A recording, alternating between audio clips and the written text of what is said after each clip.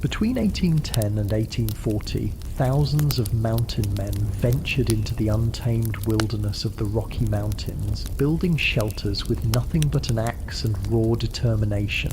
Their crude cabins, often no bigger than your bedroom, have withstood 2 centuries of brutal winters, while today's $1 million log mansions rot within a decade. Here's what life was really like for the mountain men who discovered a secret to building that modern architects have forgotten.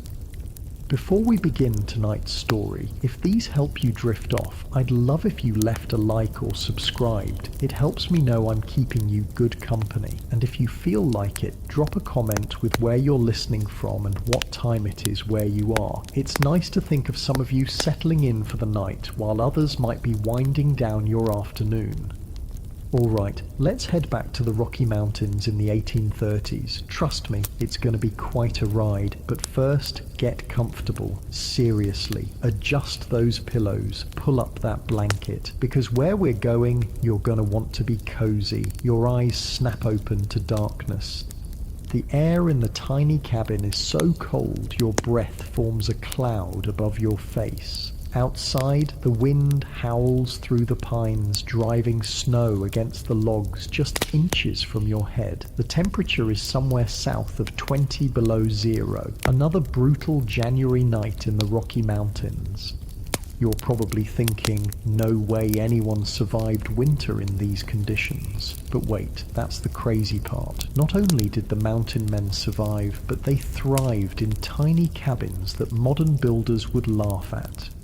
You untangle yourself from the buffalo robe that's kept you from freezing solid through the night. Unlike your plush duvet right now, this heavy, hairy mass smells like, well, exactly what it is. A dead buffalo that's been scraped, stretched and smoke-tanned. But damn if it isn't warm.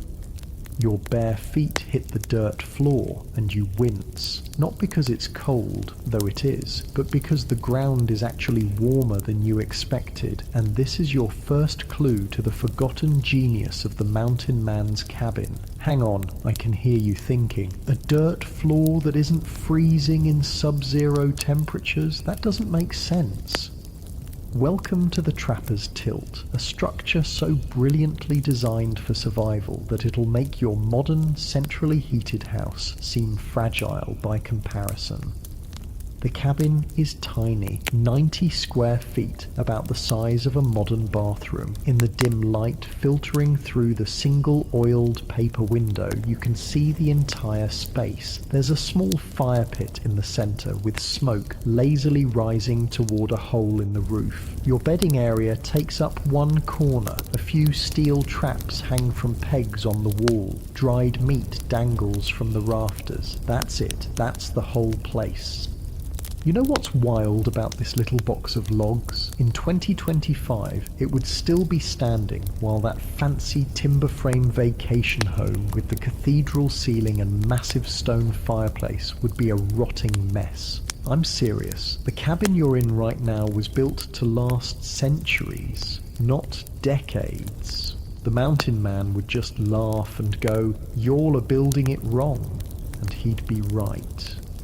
I spent way too long researching how these cabins were constructed, like concerningly long, and what I found blew my mind. These weren't just primitive shelters thrown together by desperate men. They were sophisticated systems that worked with nature instead of fighting against it. Now, get the fire going before you freeze. There's a small pile of kindling next to the fire pit and a larger stack of split logs against one wall. You grab your fire kit, a small leather pouch containing flint, steel, and some char cloth. A few strikes of steel against flint send sparks onto the char cloth. A gentle breath and the cloth begins to glow. You transfer this ember to a nest of dried pine needles, and within moments you've got flames. The light grows stronger, revealing more details of your surroundings. The log walls aren't squared off like modern cabins, they're round, with the bark still attached in many places, but most shocking is the notching. Modern log homes have these perfect, tight-fitting notches at the bottom of each log. These logs have crude notches chopped into the top. Wait, that can't be right, you think. Wouldn't water collect in those notches and rot the logs? And there it is, the first of the mountain man's secrets that modern builders have forgotten. The enemy wasn't water, it was trapped water. Let me paint you a picture of what's happening in the $1 million log mansion that's currently rotting away in Aspen or Vale. The builder has carefully stripped, shaped and kiln-dried those massive logs. They've meticulously notched them on the bottom, creating perfect joints. Then they've sealed everything with modern chinking, basically cork on steroids. The place is airtight, just like modern building codes demand. But there's a problem. Logs are alive. They expand and contract with humidity and temperature. They absorb moisture from the air, and when that moisture gets trapped inside an airtight seal, well, that's when the black rot starts. Stay with me here, because this is where it gets weird. The mountain man's cabin isn't failing because it's crude. It's succeeding because it's crude. It's breathing. It's a living system. Oh, and that dirt floor that's weirdly warm, it's acting as thermal mass, storing heat from the fire and radiating it back during the night. The mountain man didn't need to understand physics to know it worked. The fire is crackling nicely now, and the small space begins to warm. You grab a handful of dried meat, stringy, smoky, and tough as leather, and gnaw on it while contemplating the roof. It's unlike any roof you've seen on a modern cabin. Instead of neat shingles or metal panels, it's a layered system. Long poles span from wall to wall, extending about 4 feet beyond the front wall to create a small porch area. On top of those poles are overlapping sheets of cedar bark, and on top of that is dirt and plants. This has to be the worst roof design ever, you might think. It's literally dirt and weeds. Except it's not. It's the second forgotten secret, a living roof that's practically maintenance-free and will last for decades. In the corner, you notice a small pile of items, your mountain man essentials. There's a green river knife, deadly sharp and versatile enough to skin a beaver, whittle a trap trigger, or carve your dinner. Next to it sits your possible bag, a small leather pouch containing fire-starting materials, a few steel fish hooks, and all for repairing leather and a bit of tobacco.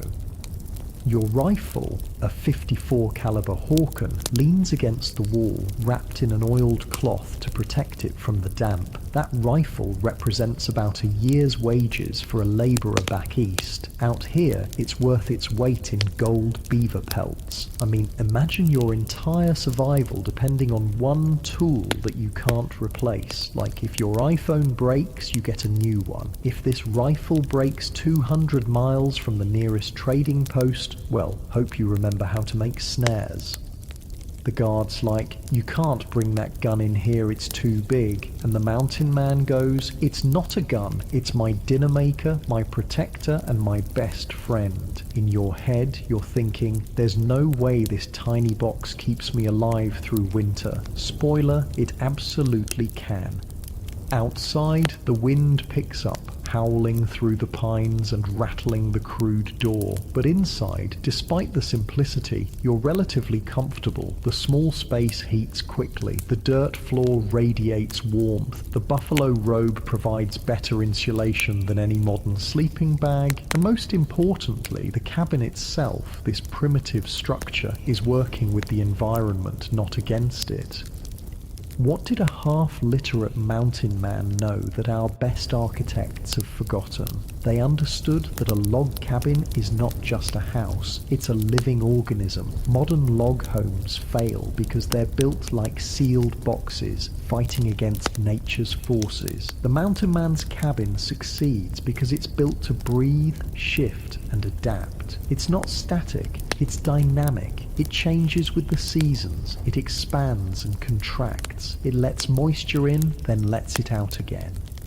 The fat ends of the logs are all placed toward the front of the cabin, creating a slight upward tilt to the roof. It's not much, just enough to shed water and snow, but it's perfect for the living roof system that keeps you dry. Consider the modern approach. Complicated gable roofs that require precise cutting and fitting. The mountain man's approach? Simple, tilted, effective. There are no nails in this cabin, no metal fasteners at all, except for perhaps a door hinge. Everything is held together by gravity, by the careful placement of logs, by the ingenious top-notch system that modern builders would scoff at. The trapper's tilt wasn't some accident of primitive construction. It was a sophisticated response to a harsh environment, developed through trial and error in conditions that would kill most modern outdoorsmen in days. Oh, and that strange musty smell filling your fancy $1,000,000 log palace, that's black mold eating away at your investment. The only smell in the mountain man's cabin is wood smoke, leather, and maybe a bit of unwashed trapper, but the structure itself is dry, solid, and built to last another century. As the light grows stronger, you pull on your buckskin leggings and shirt. Unlike modern outdoor gear that needs replacing every few years, these clothes are nearly indestructible. The shirt's seams are fringed with strips of leather, not for decoration, but so you have emergency cordage if needed. Every aspect of mountain man life is practical, dual purpose, and efficient. You run your hand along one of the wall logs, feeling the rough bark and the crude notch. Modern builders would be horrified by these green, unseasoned logs, but the mountain man knew something they've forgotten. As these logs dried, they would shrink and tighten, making the structure stronger over time. He was building with time, not against it. The snow has stopped now, and thin winter sunlight streams through the oiled paper window. It's time to check your traps, the real reason you're out here in this frozen wilderness. The beaver pelts you collect will end up as fashionable top hats in London and Paris, earning you enough to live like a king for a few months during the summer rendezvous. But before you head out into the brutal cold, take one more look around this tiny, primitive shelter. It's going to keep you alive through temperatures that would freeze your modern car's engine solid. It's going to stand for nearly 2 centuries after you're gone. And it's built with a wisdom that modern builders, with all their technology and engineering degrees, have somehow lost. The forgotten knowledge of the mountain man wasn't just about survival, it was about understanding that we succeed not by conquering nature, but by working with it. You pull on your fur cap, wrap a wool scarf around your face, and push open the crude door. The blast of cold air takes your breath away. Another day in the life of a mountain man begins. A life harsh beyond imagination, but also filled with a freedom and self-reliance that's almost impossible to find in today's world. And as you step out into the pristine snow, you can't help but wonder, what other wisdom have we forgotten in our rush to improve upon the past? The cold bites at your face, the brutal reality of mountain life, making itself known with every breath. But that little cabin, that perfect, breathing, living system will be waiting for you when you return. Warm, dry, and built to outlast almost anything modern man can create.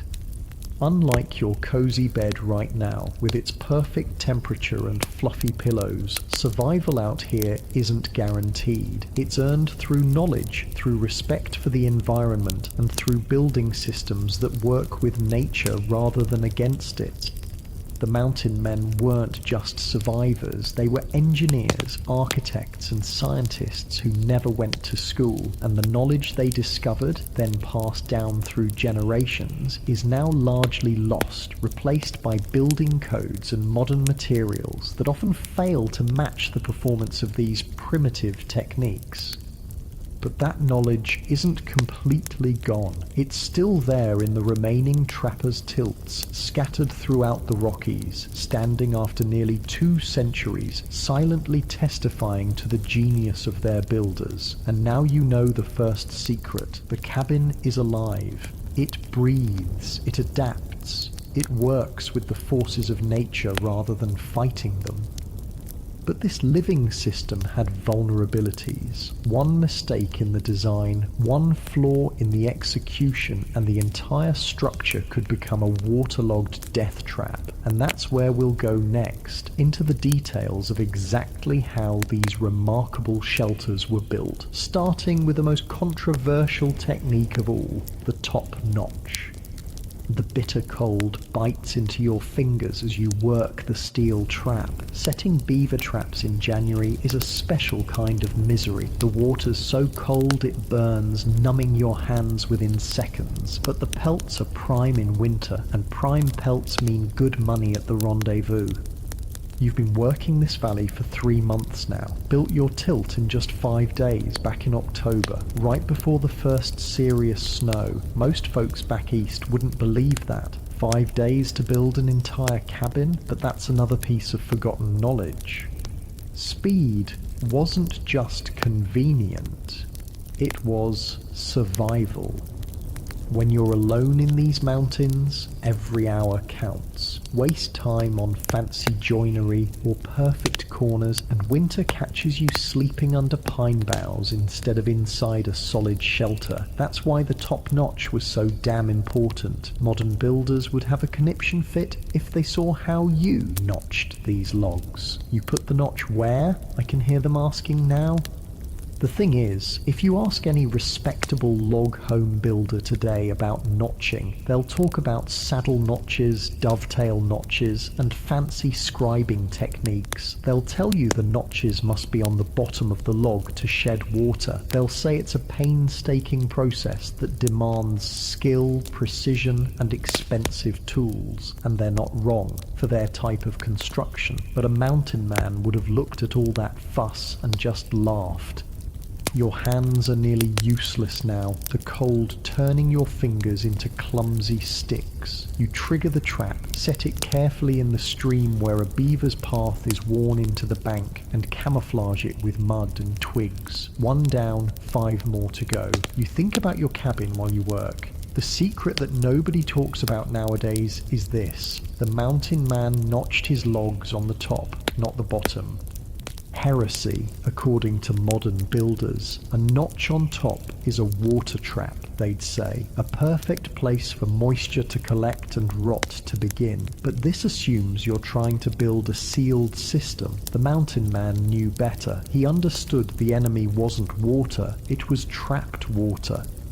The whole cabin system was designed to breathe, to allow moisture to escape. The top notch wasn't a mistake or a shortcut. It was a calculated risk, a trade-off for speed and efficiency, and it paid off because it was part of a complete system. Let me walk you through how a mountain man like you would have built that cabin back in 1830. Picture this. It's early October. Winter's coming. You've found a good spot near a stream with plenty of beaver sign. There's a small clearing surrounded by straight lodgepole pines. Perfect building material. First, you'd find 2 fallen logs for your sill logs, the foundation. If none were available, you'd chop down 2 trees, no concrete pad, no gravel base, nothing fancy, just 2 logs laid directly on the ground or half buried in the earth for stability. Wait, directly on the ground. Without a foundation, modern builders would be horrified. That'll rot within a year, they'd protest. Except it doesn't, because those sill logs were usually cedar or another naturally rot-resistant wood, and because the whole system was designed to breathe and adapt. Next, you'd cut enough logs for your walls. For a standard 10x9 foot trapper's tilt, that's about 40-50 logs, depending on their diameter. Using just an axe, a good Green River trade axe weighing about 3 pounds, you could fell a 30-foot pine in under 20 minutes. Hang on, you might be thinking. Wouldn't those logs need to dry and cure for months before building? Nope. And that's the next piece of forgotten knowledge. Mountain men used green, unseasoned logs, often with the bark still on. Modern builders would consider this amateur hour. Green logs will shrink, warp, and crack as they dry, they'd warn. And they're right. The logs do shrink and settle as they dry, but that's not a bug. It's a feature. The mountain man knew that as green logs dried, they'd shrink and settle, actually tightening the structure over time. He wasn't fighting this natural process. He was using it to his advantage. Your second trap is set now, the cold making every movement painful. 4 more to go. Your thoughts drift back to how quickly that cabin came together. The most ingenious part was the top-notching technique. It allowed you to log up with incredible speed. A skilled woodsman, and after a season in the mountains, you became very skilled, could chop a notch in a green cedar log in just 3 minutes. 3 minutes. Let that sink in. You could set an entire log in place in about 12 minutes. The whole cabin could be walled up in a matter of days, not weeks. The process was brutally simple. Mark the width of the notch on the top of the log. With a sharp axe, chop a notch halfway through. Sometimes drive a long nail or wooden peg through the notch into the log below as a temporary clamp. Cut the notch on the other side, then roll the top log into place. No measuring, no scribing, no complex joinery. Just a man, an axe, and a deep understanding of wood. Modern log home construction is like building a piece of furniture, precise, measured, deliberate. Mountain man construction was more like carving a tool in an emergency, fast, functional, good enough. The cold is really setting in now. The sun hides behind grey clouds, and your breath hangs in the air like smoke. As you move to your third trap site, you realise your feet are going numb too. Winter in the Rockies doesn't just kill the careless, it erases them completely. That speed of construction wasn't a shortcut or a compromise, it was survival. Building a trapper's tilt was a race against time. A man alone in the wilderness didn't have weeks to spend scribing and fitting logs. He needed shelter, and he needed it now. The walls go up fast using top notching, but what about the roof? That's where things get even more interesting. Modern cabin roofs involve trusses, rafters, sheathing, felt paper, and shingles. It's complicated carpentry requiring specialized tools. The mountain man's approach, simpler and arguably more effective for his environment. Remember how all the fat ends of the logs are placed toward the front of the cabin. This naturally creates a slight upward tilt from back to front. It's not much, maybe a 15 to 20 degree slope, but it's enough to shed rain and snow. That slight angle is perfect for the simplest roof design, the shed roof. No complex gable ends, no tricky corners, just a single slope from front to back or back to front. Your third trap is now set, half your day's work done. The skin on your fingers is cracking from repeated exposure to the icy water. You'll pay for this work tonight with aching joints and burning skin, but beaver pelts are worth $6 each at Rendezvous, a small fortune when you can collect 200-300 over a season. You think about the finished cabin as you work. After the walls were up, the roof went on with similar speed. First, a layer of long, slender poles, usually tamarack or lodgepole pine, laid across the top of the walls. These poles extended about 4 feet over the front, creating a small porch area that kept snow away from the entrance. Then sheets of cedar bark were laid over the poles, overlapping like shingles. The bark was peeled in late spring when the sap was running, and it came off the trees in large, flexible sheets. It formed a natural waterproof membrane, and it was free for the taking. But here's where mountain men really showed their genius. The final layer was a thick blanket of sod, dirt, and moss. Several inches thick, it served multiple purposes. It held the bark in place, protected it from wind, provided massive insulation, and most importantly, acted like a giant sponge. That living roof absorbed rainwater and released it slowly, preventing it from ever reaching the logs below. It wasn't fighting water, it was managing it. Or wait, I hear you thinking, dirt on the roof? Wouldn't that just wash away in the first rainstorm? Nope, because it wasn't just dirt, it was sod, living plants with roots that held everything together. And those plants weren't just passengers, they were part of the system.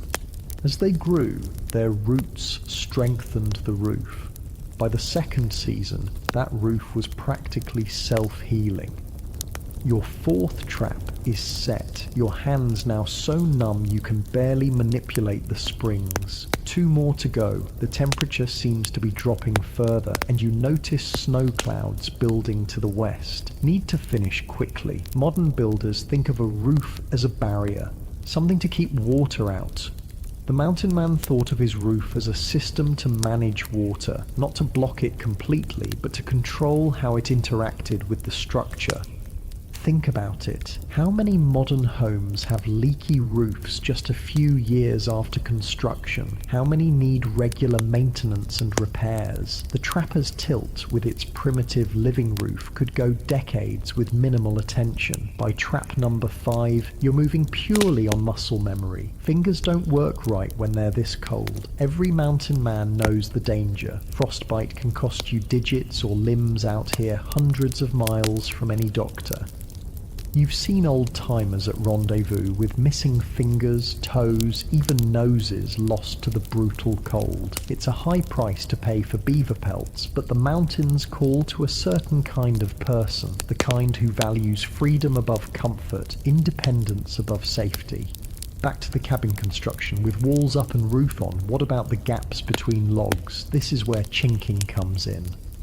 Modern chinking is basically specialized cork, a flexible synthetic compound that seals gaps completely. The mountain man's chinking, a mixture of clay, sand and dried grass, sometimes with lime or animal hair mixed in for strength. Again, modern builders would scoff. That'll crack and fall out with the first freeze-thaw cycle, they'd argue, and again, they'd be missing the point.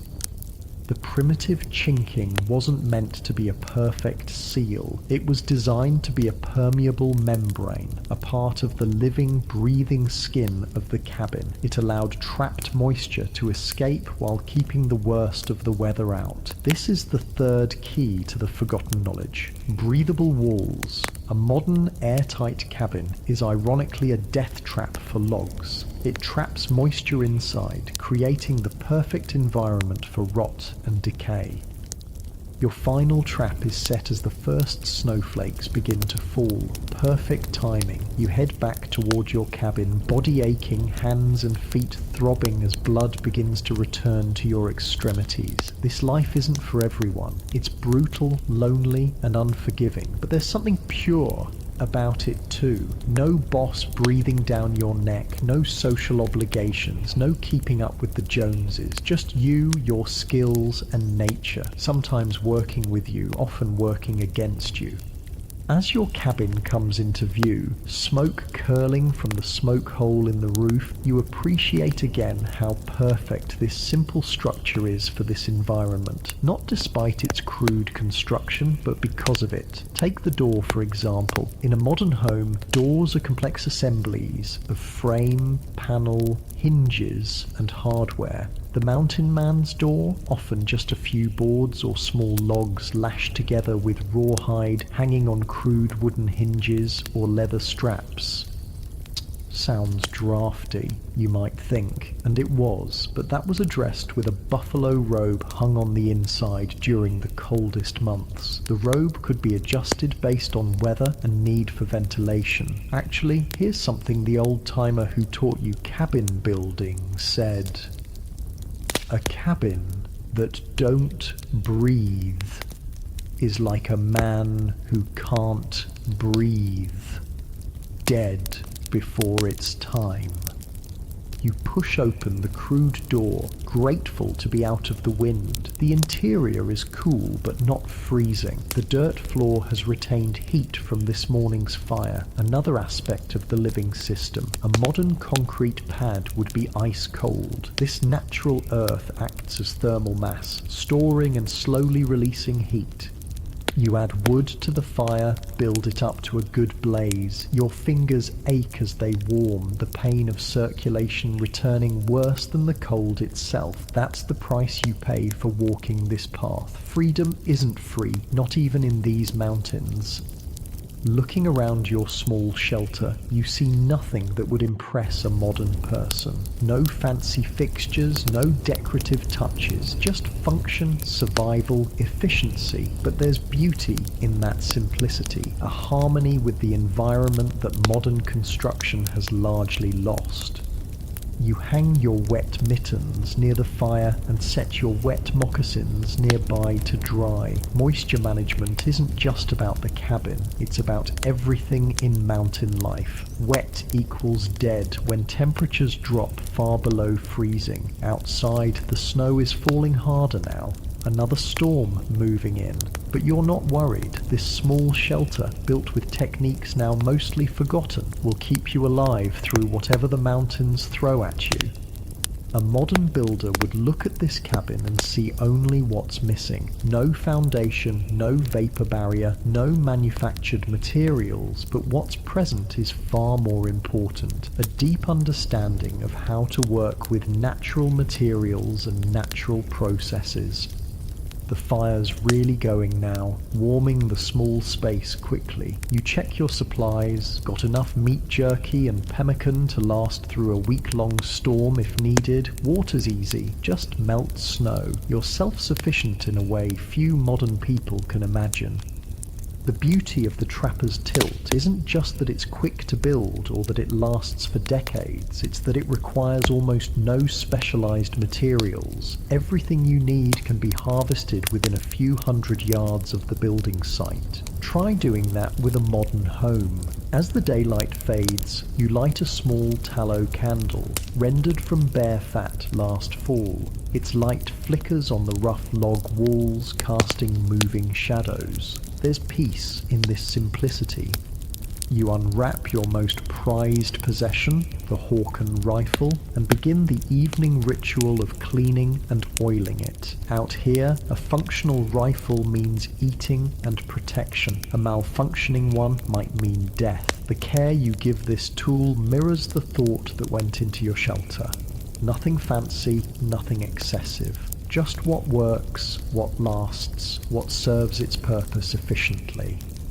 Speaking of which, that little slope in your roof created by placing the fat ends of the logs toward the front, that's not just good for drainage, it creates a natural draft that pulls smoke up and out of the cabin. No complex chimney required.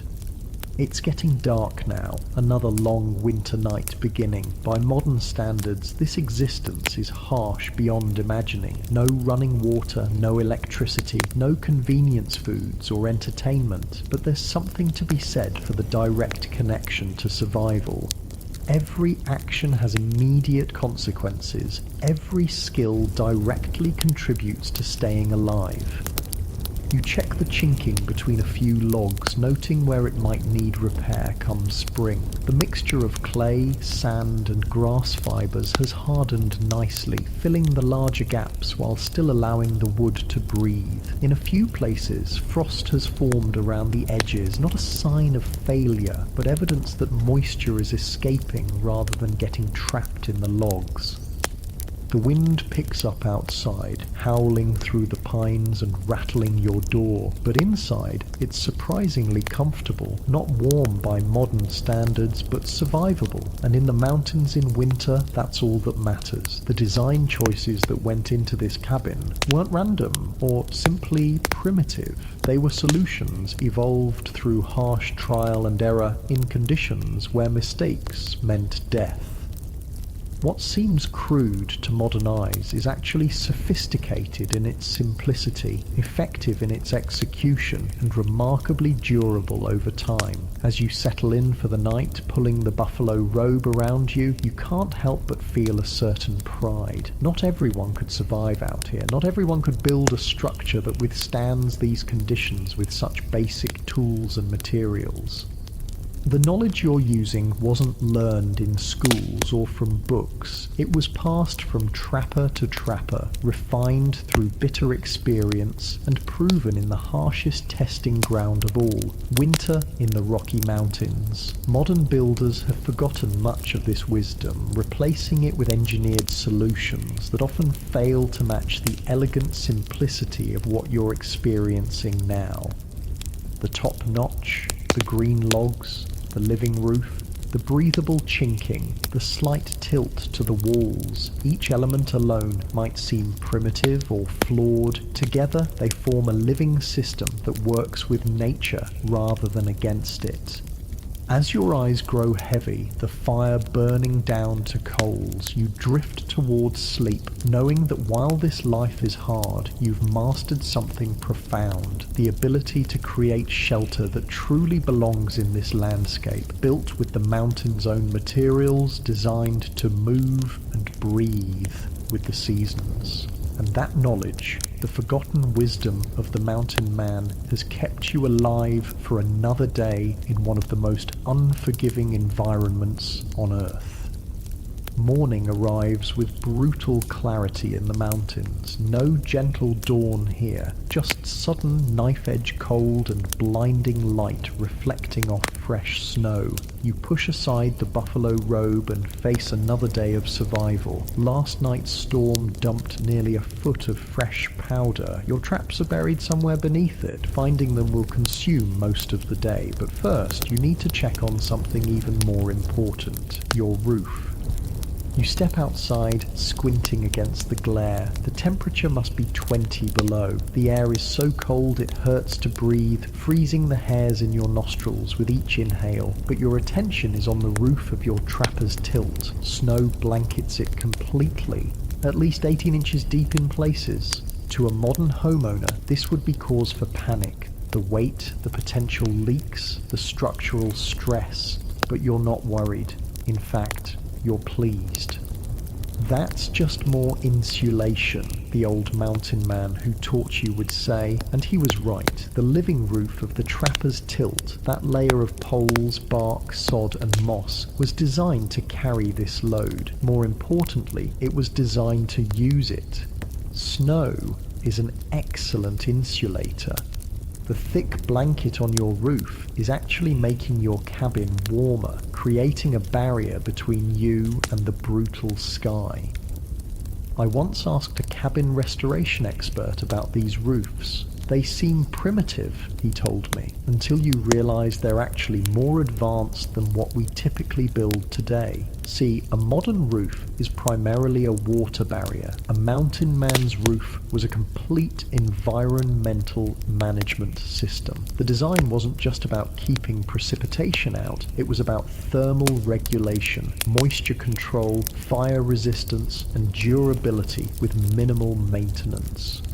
Let's take a closer look at this forgotten technology. Picture the layers. First, those long, slender poles, usually tamarack or lodgepole pine, laid side by side across the top of the walls. They weren't uniform or perfectly straight. They didn't need to be. They just needed to create a framework strong enough to support the next layers.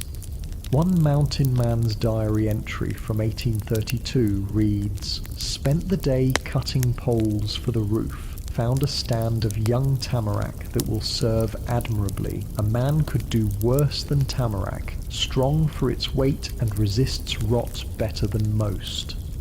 Over these poles went sheets of cedar bark, overlapping like shingles. This wasn't the rigid, brittle bark you might imagine. When harvested in late spring, when the sap is running, cedar bark comes off in large, flexible sheets. It's naturally water-resistant and surprisingly durable. The timing was crucial. Try to peel bark in winter and you'll struggle to get anything usable. But in spring, a skilled hand could strip enough bark for an entire cabin roof in just a day. You brush some snow off a corner of your roof, revealing a glimpse of the final layer, that living blanket of sod, dirt and moss that made these roofs so effective. This is where modern builders really miss the point. They see dirt and think, how primitive, how crude. What they're missing is the sophisticated ecosystem at work. The sod layer, several inches thick, served multiple purposes. It held the bark shingles in place, protecting them from wind. It provided massive insulation, keeping the cabin warmer in winter and cooler in summer, and most importantly, it acted as a giant sponge. During rainstorms, that layer of earth and vegetation absorbed water, then released it slowly through evaporation. Rather than trying to create a perfect barrier, which inevitably fails eventually, the mountain man created a management system that worked with the natural behavior of water. But wouldn't dirt wash away in heavy rain, you might ask? Not if it's living sod. The roots of grasses and small plants quickly formed a cohesive mat. By the second season, wildflowers and grasses were often growing on the roof, further strengthening the system. Some tilts even sprouted small shrubs after a few years. You've heard stories of old, abandoned cabins discovered decades later with fully established gardens growing on their roofs. The structure becomes part of the landscape rather than fighting against it. As you shake off the morning chill and build up the fire, you notice a small leak in one corner where water is dripping from a melting icicle that's formed inside. In a modern home, this would be disaster, a sign of failure requiring immediate repair. But in the trapper's tilt, it's just part of the cycle. The small amount of water that makes it through will either evaporate in the warmth of your fire or be absorbed by the dirt floor. By tomorrow, there will be no sign it ever happened.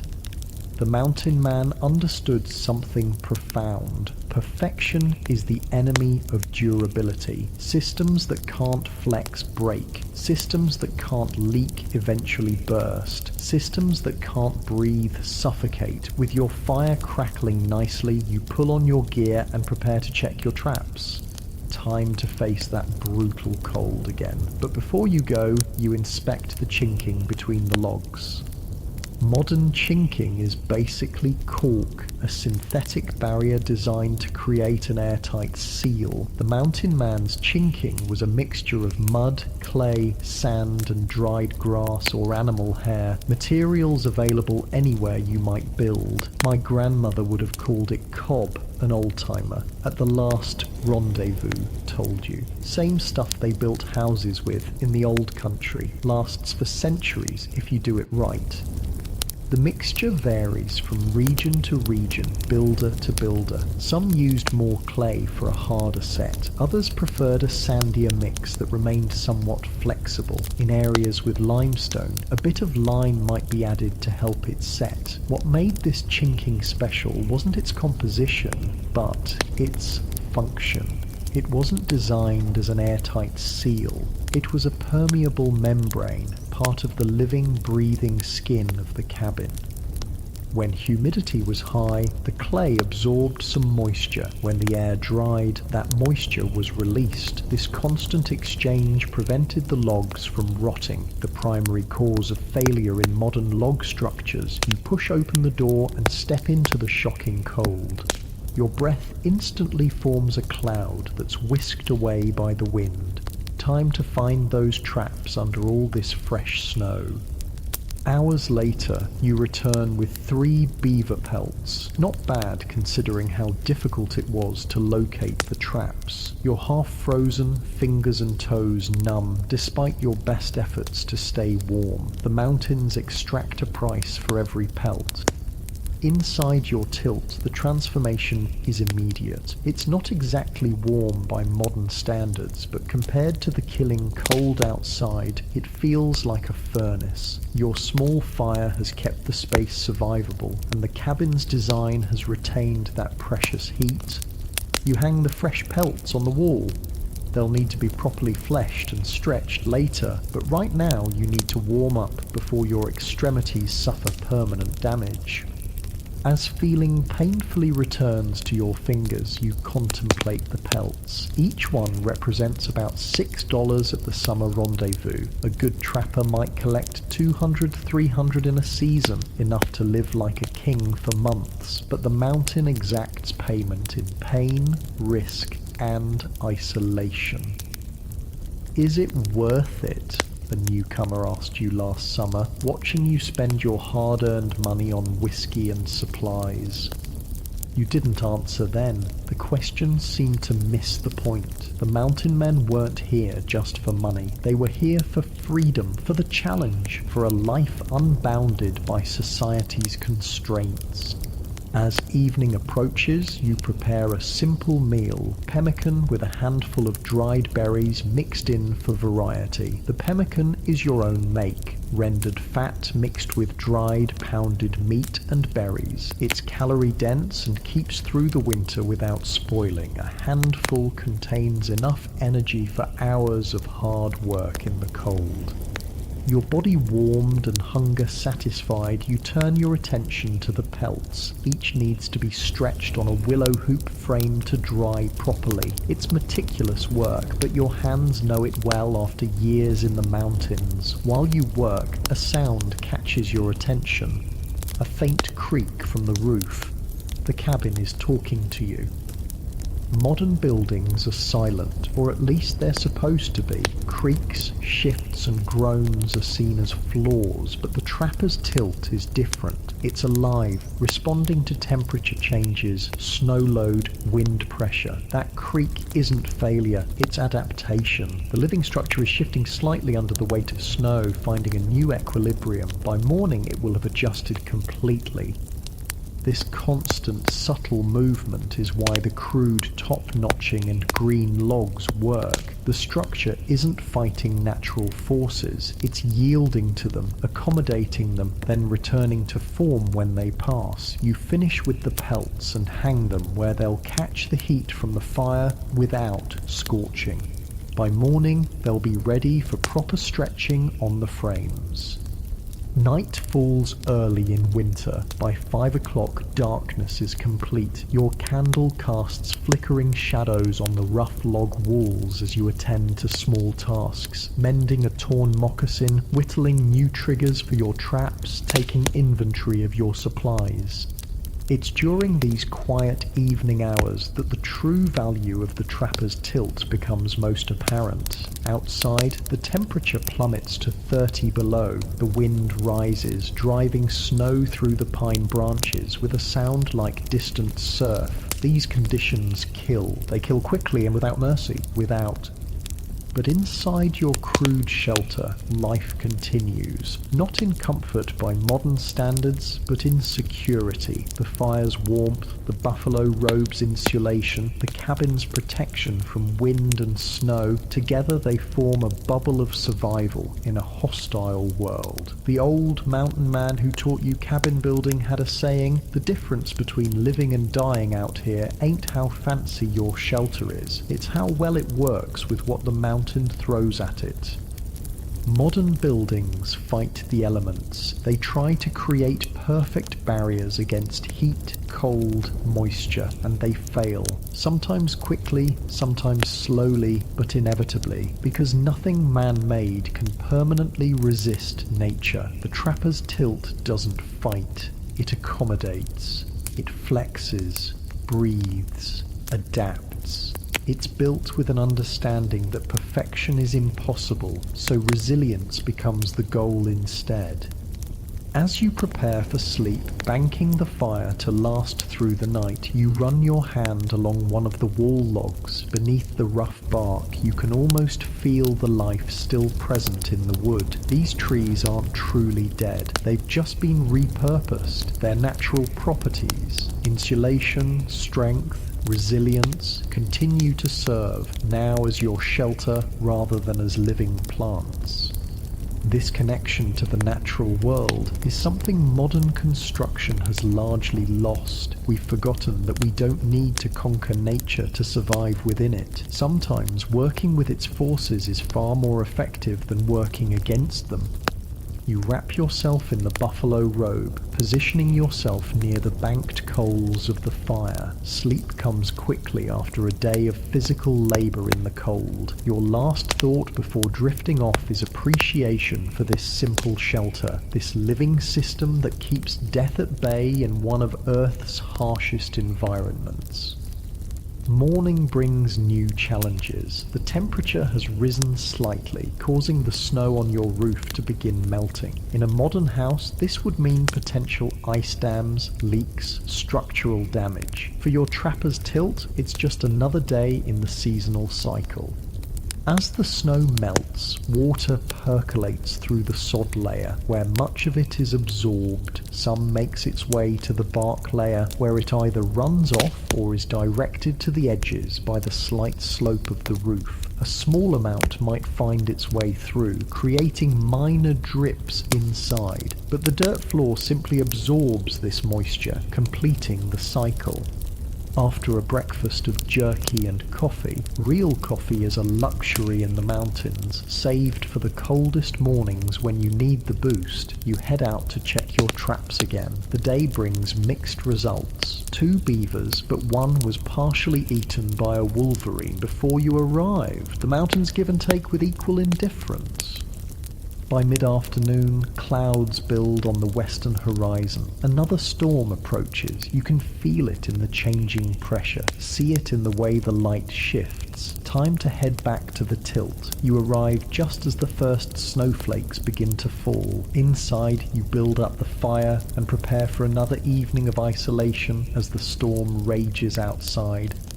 This is when you notice something remarkable about your shelter. As the barometric pressure drops with the approaching storm, the entire cabin seems to exhale. Tiny gaps appear in the chinking as the logs shift slightly. The structure is responding to changing conditions, just as a living organism would. When the storm hits full force, wind howling and snow driving horizontally, those same gaps will close up as the logs shift again under pressure. It's a constant, subtle dance of adjustment that no modern building can match. This is the true secret of the trapper's tilt.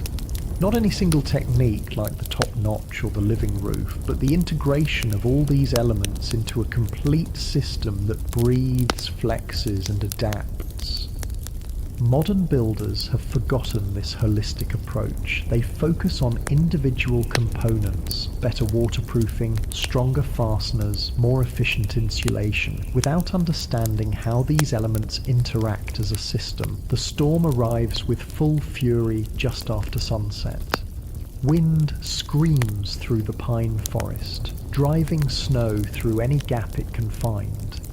Inside, your fire flickers from the draft, but the cabin holds firm. You've survived worse.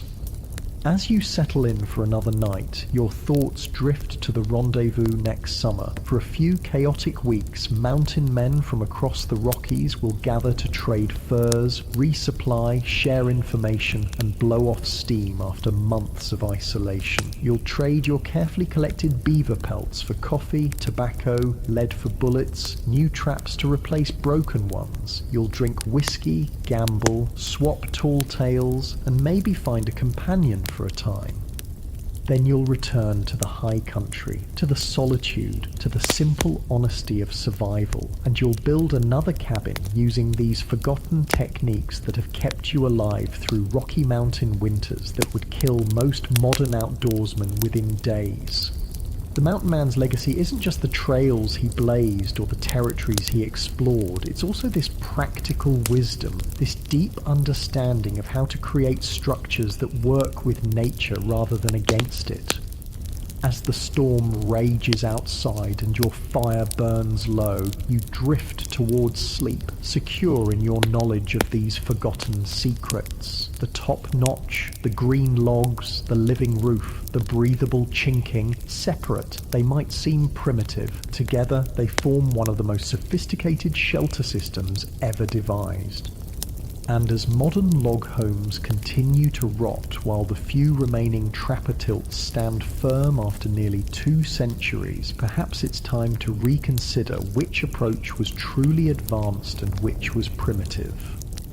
The wind moans around the corners of your cabin, searching for weakness but finding none. The snow piles deeper, adding its insulating layer to your living roof. Inside, wrapped in buffalo hide with the last embers of your fire casting a faint glow, you sleep peacefully in your breathing, adapting shelter.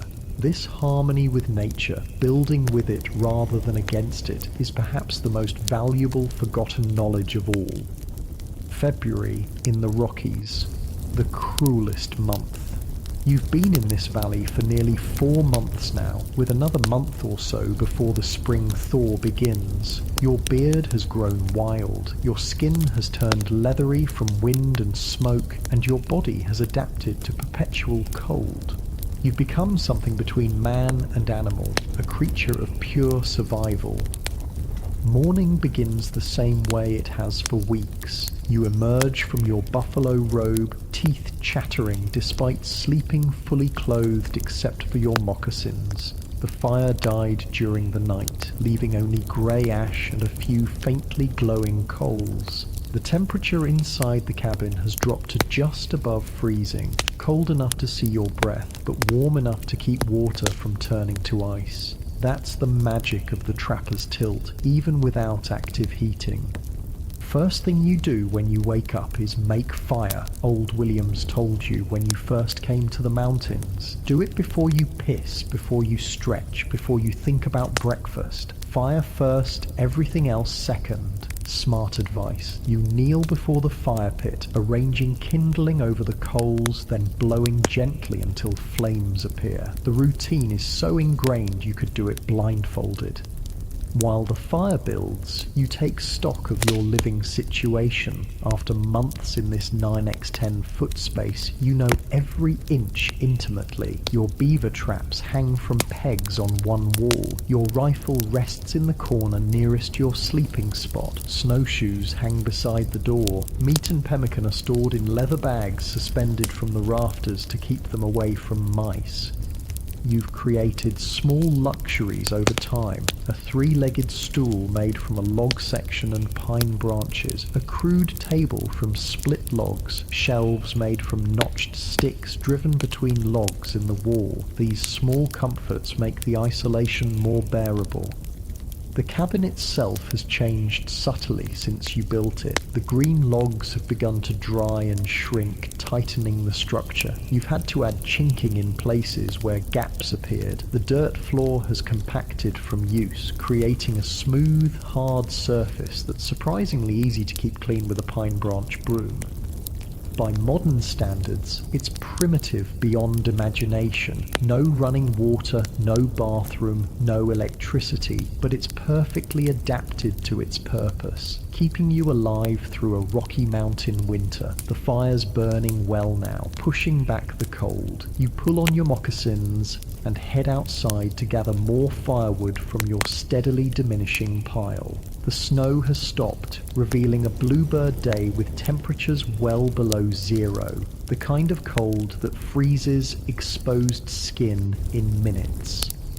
Back inside, you melt snow for water and prepare a breakfast of pemmican with a handful of dried service berries mixed in. The berries are a treasure, gathered last summer and carefully dried for winter use. Their tartness cuts through the richness of the pemmican, offering a welcome change to your monotonous diet. Jesus, do you guys just eat meat all the time? A greenhorn asked at last year's rendezvous, watching you tear into a buffalo steak. What else is there? Another trapper replied, genuinely confused by the question. The diet of a mountain man was heavily meat-based, especially in winter. Pemmican, jerky, fresh game when available. In summer, you'd supplement with berries, roots, and plants learned from watching local Indian tribes. But winter was meat, and more meat. Your body adapted, burning fat for energy in the constant cold. After breakfast, it's time to check the traps again, but first, maintenance. Everything in mountain life requires constant upkeep. Your rifle, your traps, your moccasins, your cabin. Neglect means death. You notice a spot where snow has begun to melt through the roof, creating a small drip near one wall. In a modern home, this would be a crisis requiring immediate professional repair. In your trapper's tilt, it's a minor issue, easily fixed. You climb onto the table and reach up to the spot where water is coming through. The bark layer has shifted slightly, creating a small gap. You grab a handful of the moss and grass mixture that's part of your chinking material, kept in a corner for repairs, and stuff it into the gap from below. Problem solved. This adaptability, the ability to make quick, effective repairs with materials at hand, is another advantage of the primitive construction. No special tools or materials needed, no expensive contractors, just simple solutions that work. With the leak fixed and your gear checked, you head out for another day of trap checking. The life of a mountain man follows the rhythms of necessity rather than the clock. You work until the work is done, rest when rest is needed, and keep a constant eye on the weather, which can turn deadly within hours. By mid-afternoon, you return with 2 more beaver pelts. Not a great haul, but every pelt means money at the rendezvous. You're up to nearly 120 for the season, a respectable number that should fetch close to $700, enough to buy supplies for next year and enjoy some luxuries during your time back in civilization. As you prepare the new pelts, scraping them clean of fat and flesh with your skinning knife, your thoughts drift to the community you're a part of, despite this solitary existence. The popular image of the mountain man is a lone wolf, completely isolated from human contact. The reality was more complicated. While you might go months without seeing another person during winter, mountain men formed a tight-knit community connected by shared knowledge, experiences, and the annual rendezvous. You learned to build your trapper's tilt not from a book or formal training, but from older trappers who passed down their hard-won knowledge. The top-notch technique, the living roof system, the breathable chinking, all these were shared from man to man, refined through harsh experience. You think you invented this? Old Bridger laughed when a greenhorn boasted about his cabin building skills. Indians were doing this before your granddaddy was born. We just stole the good ideas and added a few of our own. That was the truth of it. Much of what passed for mountain man wisdom was actually adapted from native techniques, modified to suit European tools and purposes. The mountain men were practical above all else. They used what worked, regardless of its origin. Evening approaches as you finish with the pelts. Time for the daily ritual of securing the cabin for night. You bring in extra firewood, enough to last until morning. You check the door to ensure it's tightly closed. You prepare kindling for tomorrow's fire. These small tasks mean the difference between comfort and misery, sometimes between life and death. Dinner is similar to breakfast. Pemmican again, this time mixed with a handful of parched corn kernels traded from a crow hunter last fall. Luxury in the mountains comes in small packages. As you eat, you notice how the cabin has begun to take on your smell, your essence. The logs are darkened with smoke, the dirt floor compacted by your footsteps. The very air infused with months of occupation. The structure has become an extension of yourself, as personal as your clothing or your rifle. This intimate connection between shelter and occupant is something modern housing has largely lost. People today switch homes like changing clothes, never developing the deep relationship that comes from building your own shelter and adapting it over time. With darkness falling early, you have hours to fill before sleep. Modern people, accustomed to constant entertainment, would go mad with boredom, but you've developed the patience that mountain life requires. You spend the evening on small tasks, mending a tear in your buckskin shirt, carving a new handle for your skinning knife, checking your supply of lead balls for your rifle. Work is never truly done. It just changes form as needed. How do you stand the boredom? A young trapper asked you last summer. Ain't boring if it keeps you alive, you answered simply. That's the mountain man philosophy in a nutshell. Practical, focused on survival, finding purpose in necessity rather than distraction. As you work, you think about the other trappers scattered across these mountains. Jenkins might be 40 miles north in the next valley. Francois and his flathead wife are probably camped near the big lake to the west. Old Williams is likely holed up in his permanent cabin near the trading post. Though separated by vast distances, you're connected by shared experience. Come summer, you'll gather at rendezvous, sharing stories of winter hardships, comparing pelts and profits, drinking and fighting and cementing the bonds that this harsh life creates.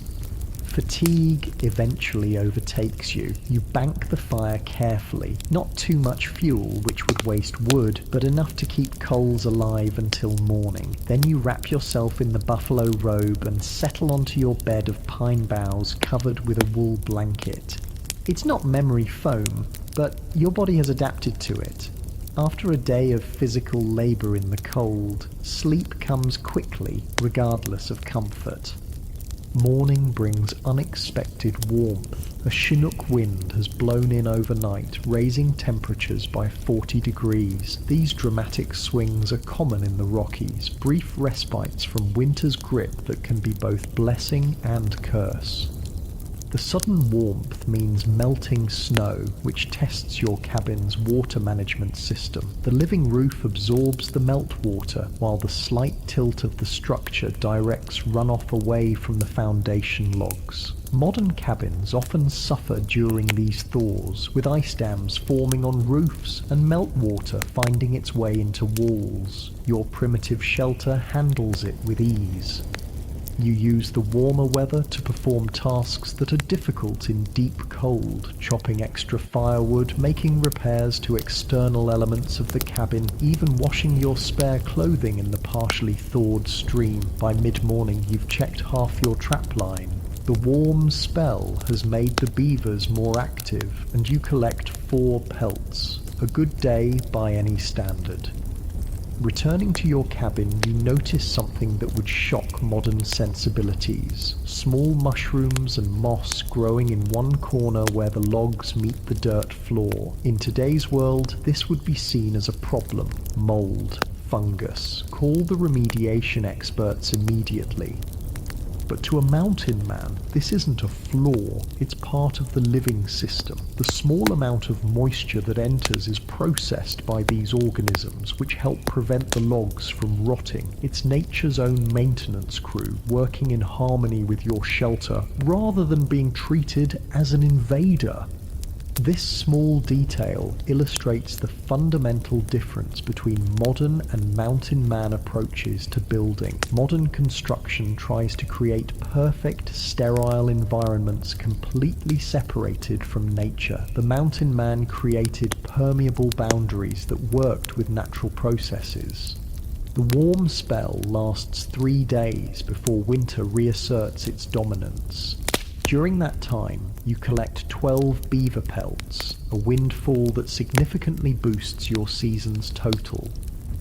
When the temperature plummets again and snow returns, you're well prepared. Extra firewood stacked, traps cleaned and reset, cabin repairs completed. This constant readiness, this awareness of nature's rhythms is as much a part of mountain man life as the physical skills of trapping and building. February gives way to March. Days grow noticeably longer. The sun carries real warmth when it shines. Your thoughts turn increasingly to spring and the changes it will bring.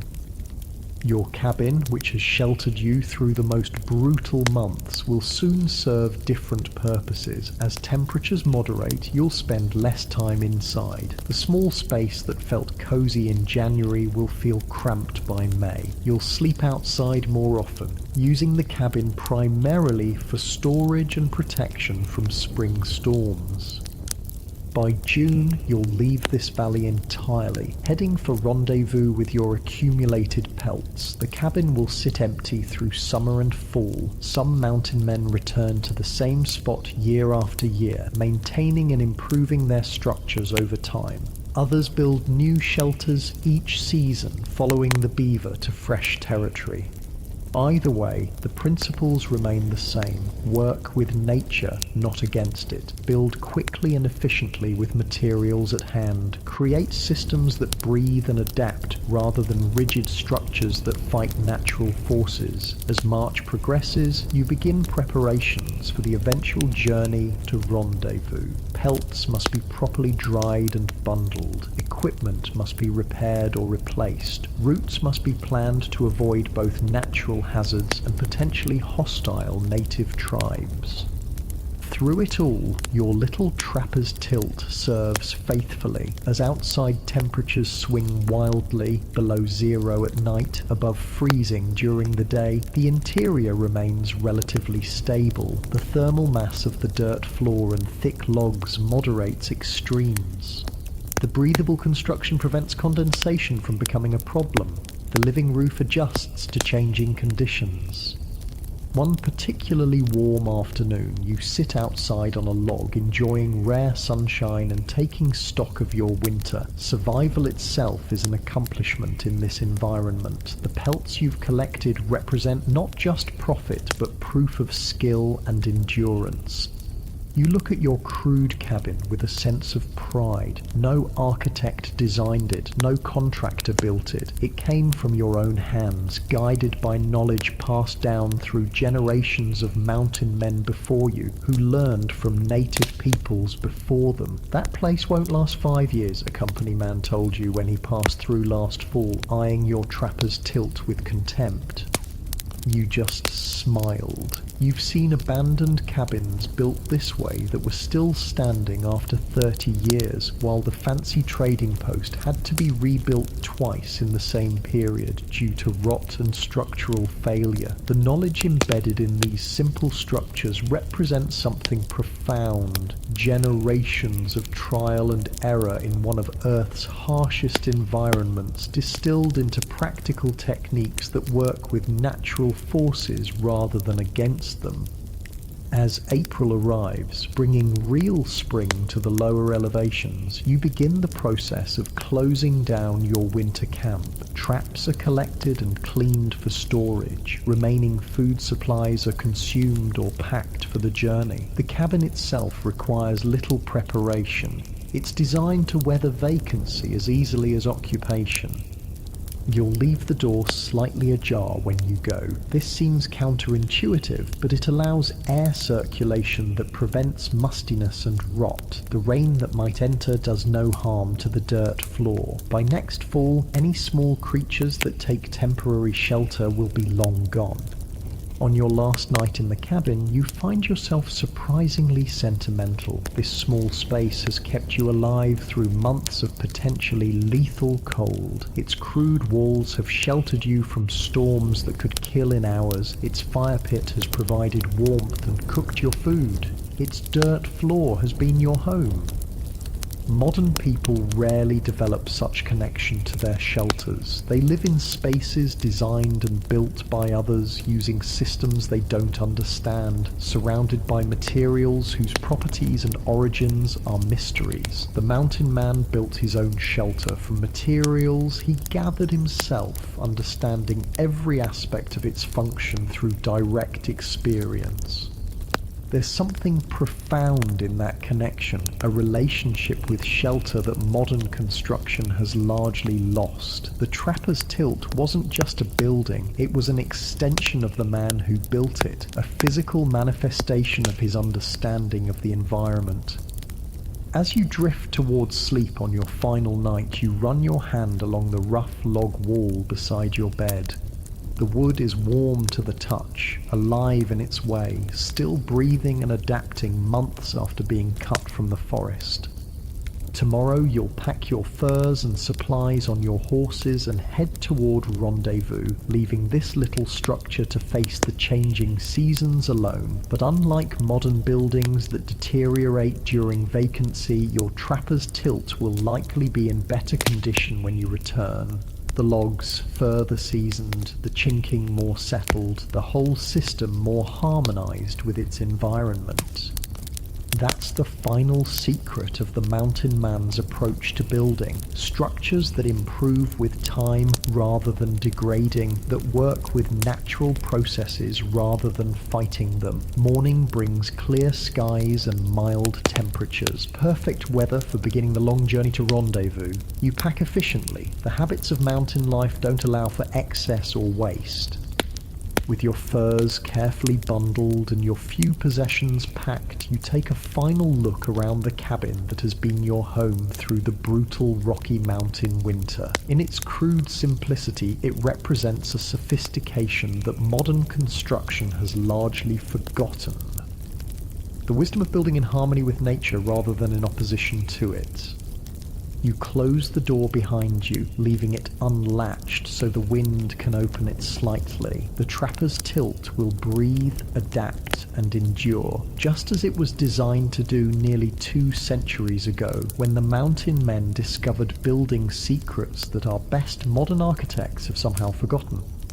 The journey to rendezvous begins at dawn. You secure the last bundle of furs to your pack horse, take a final glance at the trapper's tilt that kept you alive through winter, and set your face toward the gathering place. Ahead lies 200 miles of mountain travel, crossing swollen spring streams, navigating passes still choked with snow, and keeping a sharp eye out for Blackfoot war parties who'd love nothing better than to separate you from your hard-earned pelts. This annual migration from isolated winter camps to the boisterous summer rendezvous was the rhythm that defined mountain man life. For months you lived in near total solitude, with only your thoughts and the howling wind for company. Then suddenly you'd be thrust into a wild gathering of hundreds of trappers, traders, Indians, and the occasional odd tourist from back east. The contrast would give most modern folks psychological whiplash. Your first day on the trail is easy going. The valley floor has mostly thawed, revealing patches of new grass that your horses devour eagerly after a winter of dried forage. You make 15 miles before setting up a simple camp, just a small fire and your buffalo robe under the stars. After months in the confined space of your cabin, even this basic shelter feels luxuriously spacious. As you chew on jerky and watch the fire, your thoughts turn to the economics that drive this whole enterprise, the complex system that connects your solitary winter work to the fashionable streets of London and Paris. It's easy to romanticize the mountain man's life as some pure escape from civilization and commerce. The reality was far more complex. You were essentially a remote worker in a global supply chain, one that stretched from these Rocky Mountain streams all the way to European fashion houses. The money was legitimately good. Each beaver pelt might fetch 5 ton of $6 at Rendezvous. A skilled trapper could collect 200-300 in a season, earning $1,800, equivalent to about $35,000-$60,000 today. Not bad for 8 months of work, especially when your living expenses were minimal. "You planning to blow it all on whiskey again this year?" Francois asked you last summer, watching you carefully count your season's earnings.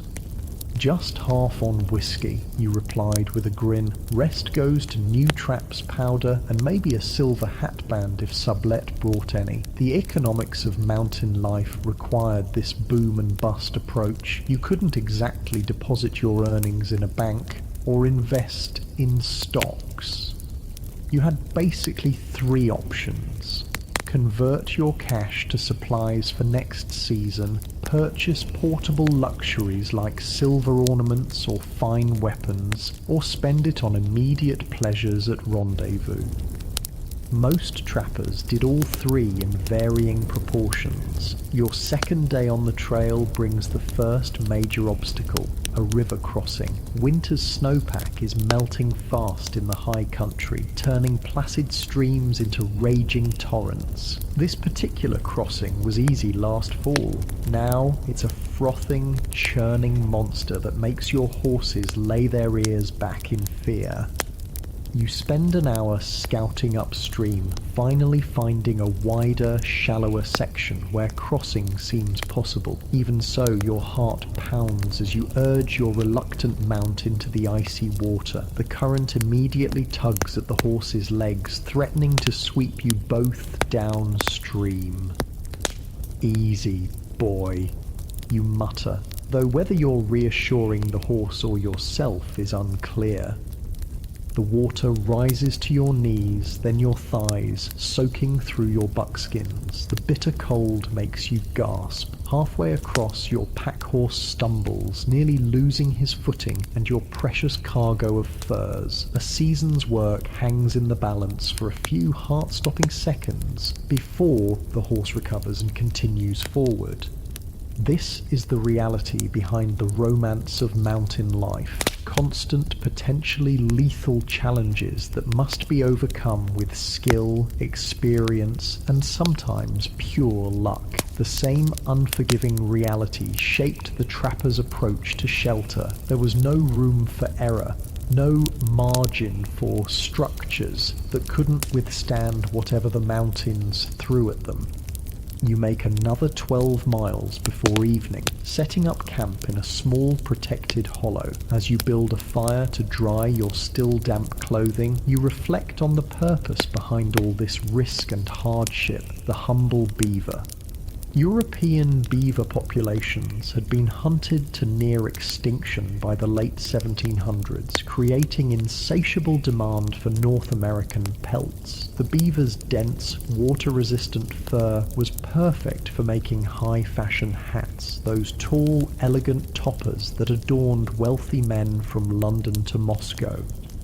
What's wild is that you, living in arguably the most primitive conditions imaginable, were directly connected to the height of European fashion. Your skill at finding beaver ponds in remote valleys, setting traps in precisely the right locations, and properly preparing the pelts directly affected whether some banker in London or aristocrat in Paris could purchase the latest style of hat. "Ever seen one of them beaver hats you make possible?" a company man asked a group of trappers at last year's rendezvous. "Saw a picture once," old Williams replied. "Looked damn silly if you ask me." Most mountain men found it amusing that they endured freezing streams, grizzly attacks, and Blackfoot raids so that dandies an ocean away could wear fancy hats. But the money was real, and for many, the freedom of mountain life was worth any hardship. Day 3 brings your first glimpse of other travellers. Smoke from a camp about 2 miles off your route. You approach cautiously, rifle ready. In mountain country, strangers could be friends, enemies, or something in between. It turns out to be 3 trappers you know vaguely from previous rendezvous. Johnson, a towering Virginian with a missing ear, Baptiste, a French Shoshone half-breed known for his tracking skills, and Cooper, a former school teacher from Pennsylvania who took to mountain life with surprising ease. Well, if it ain't the cabin builder, Johnson calls as you approach. Your reputation for constructing particularly effective winter shelters has apparently spread. Heard you wintered in that new valley past the 3 peaks, Baptiste says as you dismount. Good beaver? Good enough, you reply non-committally, never wise to be too specific about your trapping grounds. How'd that tilt I showed you how to build hold up? Saved my damn life during that January cold snap, Johnson admits. Never would have thought putting the notches on top made sense, but that cabin was tight as a drum all winter. This exchange illustrates another aspect of mountain life, the paradoxical mix of secrecy and knowledge sharing. Trappers guarded their best beaver locations jealously, but freely shared survival techniques like cabin building methods. A man might withhold information that could make you rich, but would readily teach skills that could keep you alive.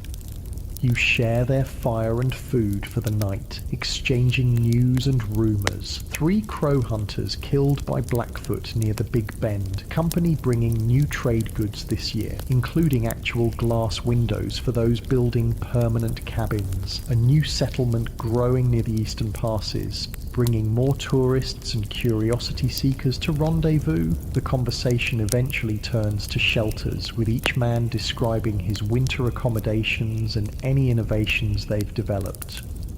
Added a sort of shelf above the fire, Cooper explains, sketching in the dirt with a stick. Hot air rises and gets trapped there, kept extra furs on it to dry and had a warmer sleeping spot. Been experimenting with that mixture the flatheads use for chinking, Baptiste adds. Clay, grass, and some kind of root they pound to powder. Sets hard but still breathes. Best I've ever used. This constant refinement, this sharing of techniques and innovations was how the trapper's shelter evolved. Despite having no formal documentation or training, it was practical knowledge passed man to man, tested against the harshest conditions imaginable. You part ways the next morning, each group following their own route toward rendezvous. The remainder of your journey passes without major incident. A minor horse lameness that resolves after a day's rest, a tense but ultimately peaceful encounter with a small band of Shoshone hunters. A difficult mountain pass, still deep with rotting snow. 15 days after leaving your winter cabin, you crest a final ridge and see it, the sprawling, chaotic encampment of the annual rendezvous. Hundreds of lodges and tents spread across a lush valley. Smoke from dozens of fires rises into the clear summer sky. The distant sounds of shouting, laughter, and occasional gunfire drift up to your position. After months of solitude, the sensory impact is overwhelming. You take a moment to prepare yourself before urging your horses down toward the gathering. The rendezvous system was a stroke of commercial genius. Before its establishment in 1825, trappers had to travel all the way to St. Louis to sell their furs and buy supplies. William Ashley of the Rocky Mountain Fur Company realized it would be more efficient to bring the trading post to the trappers, setting up a temporary market in the mountain country each summer. As you ride into camp, the contrasts of rendezvous life are immediately apparent. Company men in relatively clean Eastern clothing staff elaborate trading areas with carefully arranged goods. Nearby, mountain men in ragged buckskins and greasy beards compare pelts and boast of their winter exploits. Native people from multiple tribes set up their own camps on the periphery, bringing meat, horses, and handicrafts to trade. You make your way to the Rocky Mountain Fur Company's main trading area, where your season's harvest will be evaluated and purchased. The bundle of beaver pelts representing months of freezing work is untied, each skin examined carefully by the company buyer. 162 prime pelts, he pronounces finally. Some water damage on these 5, and these 3 weren't properly fleshed. Call it 154 prime at $6 each, and the damaged ones at 4. That's $950 total. You expected this. Company buyers always found flaws, real or imagined, to reduce their payments. Still, it's a good sum, enough to re-outfit completely and have plenty left for luxuries and celebration. Now comes the second phase of the transaction, purchasing supplies for next season, new traps to replace broken ones, powder and lead for your rifle, coffee, sugar and tobacco, a new skinning knife, fish hooks, awls for leatherwork, all the essentials that can't be crafted from natural materials. These goods carried steep markups. A knife that cost 50 cents in St. Louis might sell for $3 at Rendezvous. Powder and lead often saw 300–400% price increases. The company men weren't running a charity. They were there to profit from both ends of the transaction. Highway robbery, grumbles a trapper next to you, examining a basic wool blanket with a $10 price tag. Try making your own blanket 200 miles from nowhere, replies the clerk with a shrug. You're not paying for the item, you're paying for it being here. He had a point. The logistics of transporting tons of trade goods over hundreds of miles of rough country, with no roads and hostile tribes along the way, were legitimately challenging. Those difficulties were reflected in the prices.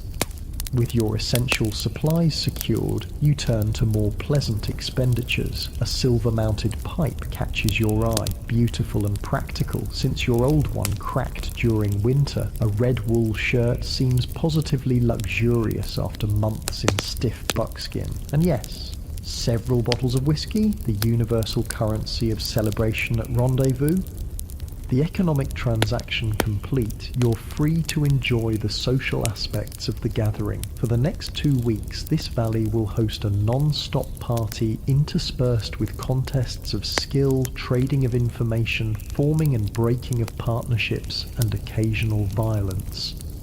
You find old friends, share stories of winter hardships and spring journeys. You participate in shooting contests, winning a fine powder horn in one competition. You lose $3 in a marathon poker game, but consider it cheap entertainment. You watch wrestling matches between mountain men and Shoshone warriors, with serious betting on both sides. The contrast with your winter solitude couldn't be more profound. From months of hearing nothing but wind and your own thoughts to a constant cacophony of humanity, from strict conservation of resources to temporary abundance and even waste, from survival-focused discipline to wild indulgence. "How do you stand it?" asks a newcomer from Boston, covering his ears as a drunken trapper fires his rifle into the air nearby. "The noise? The chaos?" You smile, remembering your own first rendezvous years ago. "Winter's coming soon enough," you tell him. "Plenty of quiet then." Amidst the revelry, serious business continues. Information about beaver populations, hostile tribal movements, and new territories is exchanged, sometimes freely, sometimes purchased with trade goods or whiskey. Maps are drawn in the dirt, refined on paper by company men, then carefully memorized by trappers who may be illiterate but can navigate vast wilderness with uncanny precision. You learn of a promising new valley, 2 weeks' journey northwest of your winter camp. Several trappers confirm good beaver sign, but warn of increased Blackfoot activity in the region. You file this away, already planning next season's location. As the rendezvous begins to wind down, you make your final preparations for the coming year. Your supplies are carefully packed and distributed between your horses. Your newly purchased goods are properly stowed. You've sobered up after several days of celebration, ready to return to the disciplined mindset that survival requires. The economics of the fur trade directly shaped how mountain men lived and built. The need to maximize beaver harvests meant constructing shelters quickly so more time could be spent setting and checking traps. The seasonal nature of the work, with prime pelts available only during colder months, required winter habitation in remote locations. The high value of beaver pelts justified the extreme risks and hardships of mountain life. All these factors pushed the evolution of the trapper's tilt, a shelter that could be built rapidly with minimal tools, withstand brutal winter conditions, and be abandoned without regret when better trapping grounds were discovered. On your last night at rendezvous, sitting around a fire with several veteran mountain men, the conversation turns to changes coming to the mountains. Beaver populations are noticeably declining in many areas. European fashion is shifting away from beaver hats toward silk alternatives. New settlers are pushing into previously remote territories. This life won't last forever, observes Williams, who's been trapping longer than anyone present. Maybe another 10 years if we're lucky. He was right, though none of you fully realized it then. The golden age of the mountain man would end by the 1840s, victim of changing fashion, over-trapping, and westward expansion. Many would become guides for settler wagons or scouts for the US Army. Others would settle into farming or ranching. Some would simply disappear into ever more remote regions, chasing a vanishing way of life. But the knowledge they developed, particularly their building techniques, would persist in various forms. Settlers moving west would adopt aspects of the trapper's tilt for their own first shelters. Native peoples would incorporate European tools into their traditional building methods, creating hybrid structures. The practical wisdom of building with local materials in harmony with natural forces would continue to influence frontier construction long after the fur trade collapsed. As dawn breaks on departure day, you take one last look at the trampled valley that hosted the rendezvous. The great gathering is dispersing, some men heading back to St. Louis with the fur companies, others striking out for new trapping territories, still others joining native bands where they have wives and children. You mount up and point your horses northwest toward that promising valley you heard about. The cycle begins again. The journey to new territory, the selection of a cabin site, the rapid construction of a trapper's tilt, the months of solitary trapping in harsh conditions. It's a life few modern people could comprehend, let alone endure. But in its harsh simplicity, in its direct connection between effort and survival, there was something pure that our comfortable modern existence rarely provides. As you ride away from rendezvous, your thoughts return to the cabin you left behind months ago. It's standing empty now, perhaps providing temporary shelter to passing wildlife. By the time snow flies again, you'll have built another one using the same forgotten techniques. The top notch, the green logs, the living roof, the breathable chinking. Each new cabin benefits from accumulated experience, small refinements added with each construction. This season, you plan to try that root powder the flatheads use in their chinking mixture. You'll implement Cooper's above-fire shelf design. The structure will be similar to last year's, but slightly improved, part of the constant evolution of practical knowledge that defined mountain life. Modern builders, with their engineering degrees and computer models, might scoff at this trial-and-error approach, but the proof is in the results. Trapper tilts that remained standing and functional for decades, while more advanced structures rotted within years. The mountain man's building wisdom wasn't static knowledge to be preserved unchanged. It was a living tradition, constantly adapting and evolving based on direct experience with natural forces. That dynamism, that willingness to learn from both success and failure, was perhaps the most valuable aspect of their forgotten knowledge. As you disappear into the forest, headed toward new territory and new challenges, you carry with you not just supplies and weapons, but this accumulated wisdom, the practical knowledge of how to create shelter that works with nature rather than against it, that breathes and adapts rather than fighting, inevitably losing battles against time and elements. It's knowledge that deserves to be remembered, not as a quaint historical curiosity, but as a sophisticated approach to building that modern construction might profitably rediscover.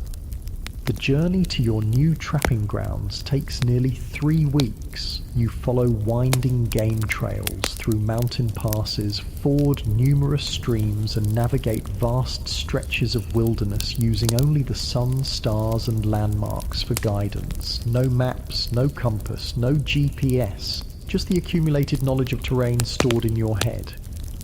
Late August finds you in a promising valley, one described by several trusted trappers at Rendezvous. It checks all the boxes: abundant beaver sign along the streams, good timber for building, natural meadows with grass for your horses, and a relatively sheltered position that should moderate the worst winter winds. Time to choose a cabin site. This decision is crucial. Get it wrong, and you might face a winter of misery or even death. Modern builders have the luxury of changing their minds. In the mountains, with winter approaching, you get one chance to choose correctly. You spend 2 days exploring the valley, examining potential locations with the careful eye of experience. Each site gets evaluated on multiple factors. Proximity to water, close enough for convenience but high enough to avoid spring flooding. Available building materials, good straight trees nearby for logs, clay soil for chinking, solar exposure, a south-facing location to catch winter sun but with enough tree cover for wind protection. Natural drainage, slightly elevated ground where snowmelt will flow away from the structure. Security, good sight lines to spot approaching threats, but not so exposed as to be visible from a distance. On the 3rd day, you find it, a small, relatively flat bench about 30 feet above a stream, nestled against a rocky outcrop that will provide both wind protection and reflected heat. The spot gets good sun from mid-morning through afternoon. Several stands of straight lodgepole pines grow within easy dragging distance. The soil is a perfect mix of clay and sand. Well, this is home for the next 6 months, you tell your horses, who seem singularly unimpressed by your real estate assessment. With the site chosen, you immediately begin preparations. First, you establish a temporary camp, just enough shelter to sleep comfortably while you build a more substantial cabin. Then you start gathering materials. The basic design will be similar to last year's cabin, a trapper's tilt of about 10 back 9 feet with a single pitch roof, but you're planning several improvements based on knowledge gained at Rendezvous. You'll try Baptiste's flathead chinking mixture, incorporating a certain root that gets pounded to powder and apparently improves water resistance while maintaining breathability. You'll implement Cooper's above fire shelf design for additional storage and drying space. And you'll experiment with a slightly steeper roof pitch, which Old Williams swears improves snow shedding without compromising stability. These small innovations illustrate how mountain man building techniques weren't static but constantly evolving through shared experience and experimentation. Each cabin incorporated lessons learned from previous structures, adapted to specific sites and materials, fine-tuned through harsh trial and error. You begin by clearing the cabin site, removing small trees and brush and roughly levelling the ground where needed. Then you fell your first trees, straight lodge poles about 8 inches in diameter. The sound of your axe echoes through the valley, probably the first human noise these mountains have heard in months. What kind of foundation are you laying? A modern builder might ask, watching you place the first sill logs directly on the ground. The answer, of course, is hardly any foundation at all, just the sill logs themselves, perhaps half buried in the earth for stability. In damp environments, this would indeed be a recipe for rot, but in the relatively dry mountain climate with breathable construction, allowing moisture to escape, these ground contact logs could last for decades. Working alone with just an axe, a saw, and a few basic tools, you make remarkable progress. By the end of the first day, your sill logs are in place. By the end of the second, you have the first 3 rounds of wall logs notched and positioned. The top notching technique shows its value. You can complete a notch in about 3 minutes and set a log in roughly 12. No way that's gonna last, a visitor from St. Louis had said at Rendezvous, watching a demonstration of top notching. Water will pool in those notches and rot the whole works in a season. You smiled but didn't argue. Let him believe what he wanted. You'd seen 30-year-old trapper tilts still standing solid with the same flawed technique. The proof was in the results, not the theory.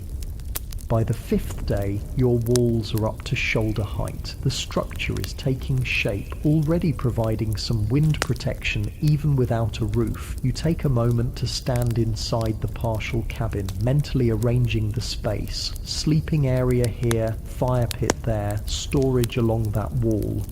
It's tiny by modern standards, about 90 square feet total. A typical modern bathroom is larger, but for a single mountain man through winter, it's entirely adequate. The small space heats quickly with minimal fuel and allows for efficient use of limited resources.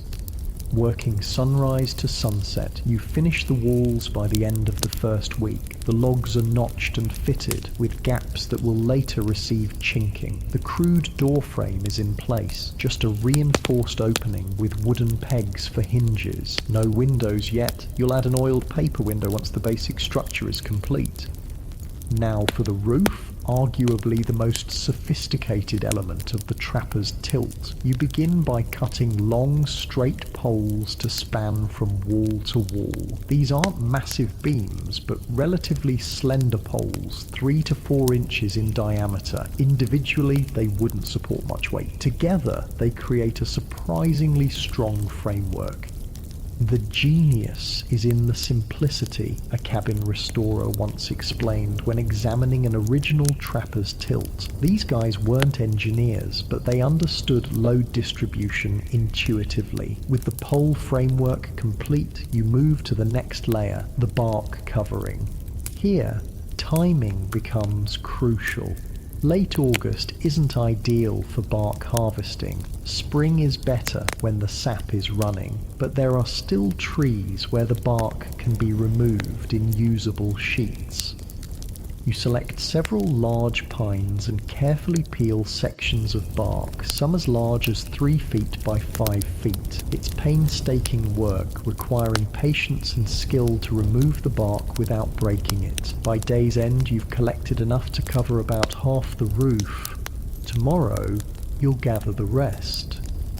The bark gets laid over the poles in overlapping layers, starting at the bottom edge and working upward, just like shingles on a modern roof. The slight pitch created by placing the fat ends of the wall logs toward the front ensures that water will flow downward rather than pooling.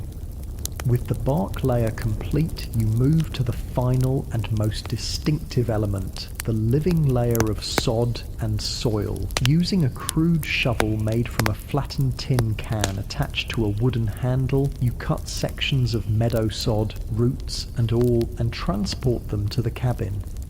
"Wait, you're putting dirt on your roof?" a newcomer would ask, baffled by what seems like a primitive solution.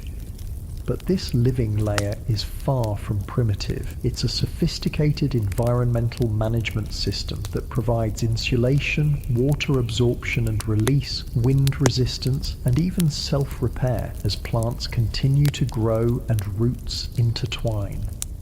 You lay the sod grass side down on top of the bark layer, creating a thick living blanket across the entire roof. On top of this goes a final thin layer of soil and moss gathered from the forest floor. Within weeks, this top layer will integrate with the sod beneath, creating a cohesive, water-managing system. The roof complete, you turn to chinking, filling the gaps between logs. Here, you'll implement Baptiste's flathead mixture. You've collected the specific root he described, pounded it to powder, and mixed it with clay, sand, and dried grass. The resulting mixture is similar to traditional chinking, but has a slightly different texture, more fibrous and somehow more cohesive. You pack it into the gaps between logs, careful to fill completely without overcompressing. The goal is not an airtight seal, but a breathable membrane that allows moisture to escape while keeping the worst of the weather out. With walls chinked and roof complete, your trapper's tilt is essentially finished, a task accomplished in just under 2 weeks of solo work. A modern construction crew with power tools and materials would struggle to match this timeline, particularly in such a remote location. The final touches come next. A crude door made from split logs bound together with rawhide, a smoke hole with an adjustable cover, an oiled paper window for light. Inside, you build Cooper's above fire shelf, a simple but effective innovation for storage and drying. You construct a sleeping platform on one side, just a raised area of smooth logs covered with pine boughs. You build small storage shelves in the corners using sticks wedged between logs. You dig a small root cellar beneath the floor in one corner, lined with rocks and covered with a wooden hatch, perfect for storing items that shouldn't freeze. By early September, your cabin is complete and fully functional. From first tree felling to moving in took less than 3 weeks, an impressive feat of efficient design and construction. The structure contains no nails, no manufactured materials except for the oiled paper window, no components that couldn't be created on site with basic tools. Yet this primitive shelter will keep you alive through months of potentially lethal cold. It will withstand heavy snow loads, bitter winds, temperature fluctuations of 70 degrees or more. It will remain standing for decades with minimal maintenance, while far more advanced structures fail in just a few years. With your shelter secured, you turn to the real purpose of being here, trapping beaver. You spend several days exploring the nearby streams, identifying prime beaver habitat, and planning your trap line. You build secondary shelters, crude lean-tos at the furthest points of your territory, emergency refuges in case of sudden storms. As September progresses, you set your first experimental traps, testing locations and techniques. The serious trapping won't begin until the beaver fur primes up with the colder weather of late October, but these early efforts help you map the territory and understand the local beaver population. One crisp morning, returning to your cabin after checking traps, you find unexpected visitors, 3 flathead hunters who spotted your smoke and came to investigate. Such encounters could be dangerous with certain tribes, but the flatheads are generally friendly to trappers. "Good cabin," the oldest hunter comments in broken English, examining your nearly completed structure. Flathead way. He's not wrong. Many trapper techniques were adapted from native building methods, modified to suit European tools and needs. The living roof in particular shows clear indigenous influence. Many tribes used similar systems for their winter lodges. Through a mixture of broken English, sign language, and shared words from the developing mountain pigeon, you establish friendly relations. They share fresh elk meat from a recent kill. You offer coffee and tobacco. Information is exchanged about beaver populations, Blackfoot movements, the location of other trappers. Before departing, the oldest hunter offers a suggestion for your chinking mixture, a certain type of moss that, when mixed with clay, creates an especially effective sealant while still allowing the logs to breathe. You thank him and make a mental note to collect some when possible. This knowledge exchange was typical of mountain life. European, American, and native techniques blended and evolved, creating hybrid approaches that were often superior to any of the originals. The trapper's tilt itself was such a hybrid, incorporating Native American concepts like the living roof and breathable walls with European notching techniques and tools. October brings the first serious cold and occasional snow flurries. Your cabin passes its initial tests with flying colours. The fire quickly warms the small space, with heat radiating from the dirt floor long after the flames die down. The living roof sheds light snow while providing excellent insulation. The chinking hardens but remains slightly flexible, adapting to the minor shifts and creaks of the settling structure. "She's talking to you," old Williams had said at your first cabin raising years ago when you commented on the creaking sounds. A good cabin talks. It's when they fall silent that you need to worry. He meant that the small adjustments, the creaks, shifts, and settling sounds were signs of a living structure adapting to changing conditions. A cabin that stopped talking had become rigid, fighting against natural forces rather than accommodating them. Such rigidity inevitably led to catastrophic failure. As October turns to November and serious trapping begins, you settle into the rhythm of mountain winter, up before dawn, checking traps in bitter cold, returning to the warmth of your tilt to process the day's catch. The cabin becomes an extension of yourself, a second skin against the hostile environment. You notice that Baptiste's chinking mixture does indeed perform better than your previous formula. It sets harder, but somehow remains more breathable, preventing condensation from forming inside even during extreme temperature swings. The above fire shelf proves invaluable for drying gloves, moccasins, and small pelts. Winter deepens, bringing the brutal cold of January. Outside temperatures drop to 30 below zero or lower. Inside your trapper's tilt, while far from cozy by modern standards, conditions remain survivable. The fire's heat, the insulating properties of the logs and living roof, the dirt floor's thermal mass, together, they create a microclimate that stays above freezing even during the coldest nights. One particularly vicious storm brings 4 feet of snow in 2 days, with winds that drive it into drifts twice that height. You remain cabin-bound for nearly a week, forced to dig your way out through a snow tunnel when the weather finally breaks. Such storms would destroy many modern structures, the weight of snow collapsing roofs, wind finding weaknesses in rigid materials, extreme cold causing pipes to burst and materials to crack. Your primitive shelter takes it in stride. The living roof supports the snow load easily. The flexible construction bends with the wind rather than fighting it. The absence of plumbing means no freezing pipes.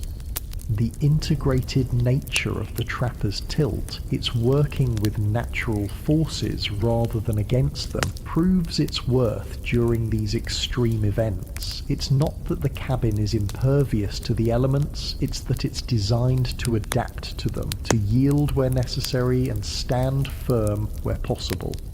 As February gives way to March and the first hints of spring appear, you take stock of your season. You've collected nearly 200 beaver pelts, a good harvest that will fetch around $100-200 at Rendezvous. You've survived another Rocky Mountain winter in one of Earth's harshest environments, and your cabin, your simple, primitive shelter, has once again proven the validity of forgotten building wisdom. The trapper's tilt, with its seemingly crude techniques and natural materials, embodies a sophisticated understanding of environmental forces and material properties. It represents not primitive construction, but highly evolved design, refined through generations of harsh testing where failure meant death. As modern buildings continue to fail despite increasingly complex engineering and expensive materials, perhaps it's time to reconsider what we've lost in our rush to improve upon the past. The top notch, the green logs, the living roof, the breathable chinking, these weren't compromises forced by limited technology, but sophisticated solutions evolved through practical experience. The mountain man's cabin wasn't just shelter, it was a philosophy of building embodied in logs and clay, a philosophy that acknowledged nature's power and worked with it rather than against it. And as your trapper's tilt stands firm against another Rocky Mountain storm while million-dollar log mansions rot away in Aspen and Vale, perhaps it's a philosophy worth rediscovering. Spring arrives to the mountains in fits and starts, a warm week followed by a snowstorm, bright sunshine giving way to freezing rain. The cycle of freezing and thawing is actually more dangerous than the consistent cold of deep winter. It creates unpredictable conditions, rotten ice on streams, sudden avalanches, mud that can trap a horse up to its belly. But spring also brings the end of trapping season. As beaver begin to shed their winter coats, the quality of pelts declines. By mid-April, it's hardly worth setting traps at all. Time to begin preparations for the journey to Rendezvous. Before leaving your cabin, you take time for reflection. The structure has served you well through another brutal winter, despite temperatures that sometimes plunge to 40 below, despite snow loads that would collapse many modern roofs, despite winds that could tear poorly built structures apart. Your simple trapper's tilt has remained solid, dry, and livable. The improvements you incorporated this season proved their worth. Baptiste's Chinking mixture maintained its integrity better than any previous formula you've used. Cooper's above fire shelf became an essential feature for drying gear and storing items that needed to stay warm. The slightly steeper roof pitch did indeed shed snow more effectively. This constant refinement, this evolution of techniques through practical experience, is how mountain men developed and preserved their building knowledge. No books, no formal training, no engineering studies, just harsh trial and error where mistakes could be fatal, with successful innovations shared and adopted across a loose network of individualists.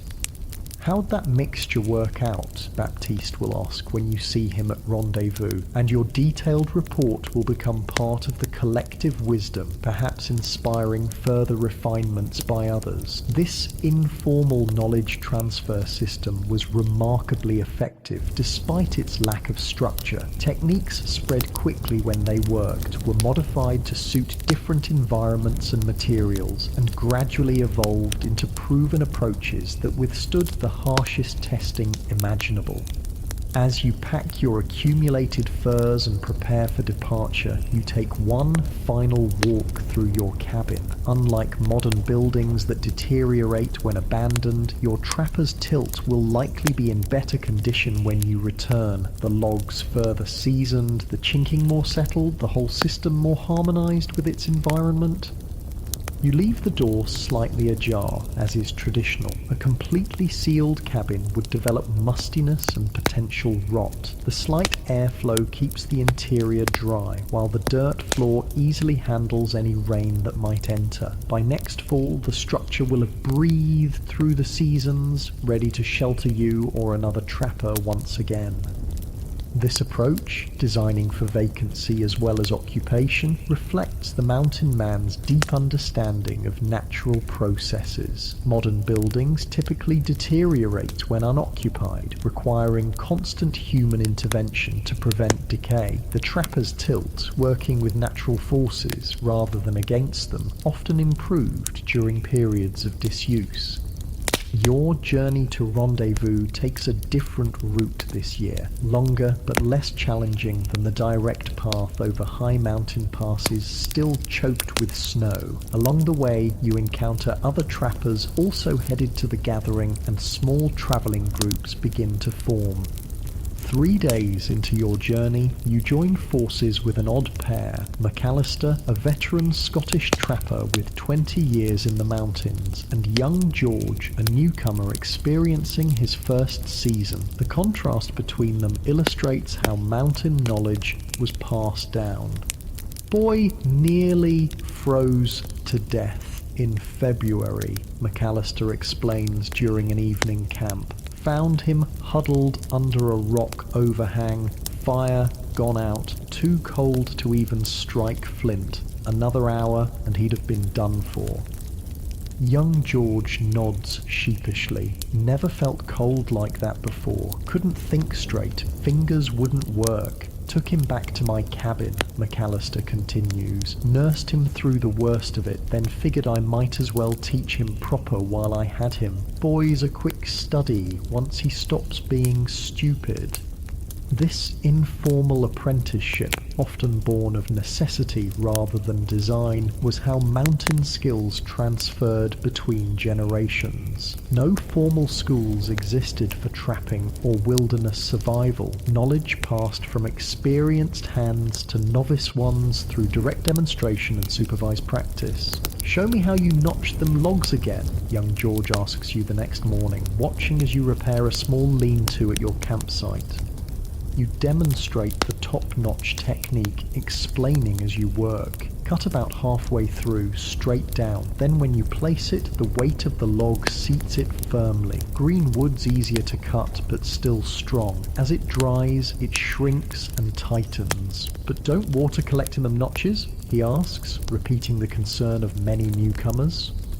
"That's where the breathing comes in," you explain patiently. "Whole cabin has to breathe. Roof, walls, chinking. Water gets in, but it also gets out. It's when water gets trapped that rot starts." Young George practices on a fallen branch, his technique clumsy but improving with each attempt.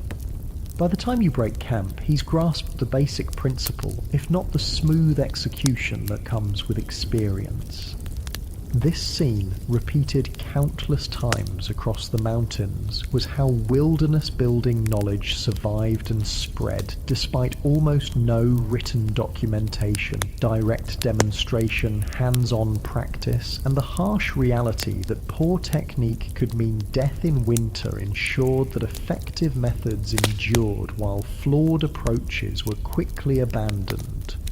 As your journey continues, your group gradually grows. 2 French-Canadian trappers join, then a mixed-blood Delaware with his Crow wife, then a former sailor from Boston who found more freedom in the mountains than at sea. By the time you approach Rendezvous, you're traveling with 11 people, a small temporary community bound by shared experience, if not always shared backgrounds.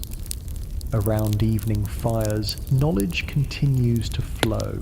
The Delaware shows a new method for smoking beaver meat to improve its keeping qualities. One of the Canadians demonstrates a snowshoe binding that prevents foot blisters on long treks. The sailor, surprisingly, has developed an improved roof sealing technique adapted from ship caulking. You contribute your experiences with the flathead chinking mixture, explaining in detail how it's prepared and applied. Several men take serious interest, asking questions and making mental notes for their own future cabins. This free exchange of survival information contrasts sharply with the secretive approach to trapping locations. No one shares their best beaver streams, but everyone shares building and survival techniques. The unspoken understanding is clear. Competition for wealth is expected, but no one benefits from preventable deaths in the wilderness. The mountain man community operated on this paradoxical blend of fierce independence and mutual support. Men who might fight over trapping territory or trading advantages would risk their lives to rescue a stranger in trouble. Information that improved survival chances spread rapidly, while knowledge that might lead to profit was closely guarded. As you near rendezvous, signs of other travelers increase. Scattered camps appear along the trail. Occasional gunshots echo through valleys as hunters provide meat for the gathering or trappers announce their approach to friends. The isolation of winter gives way to the sociability of summer.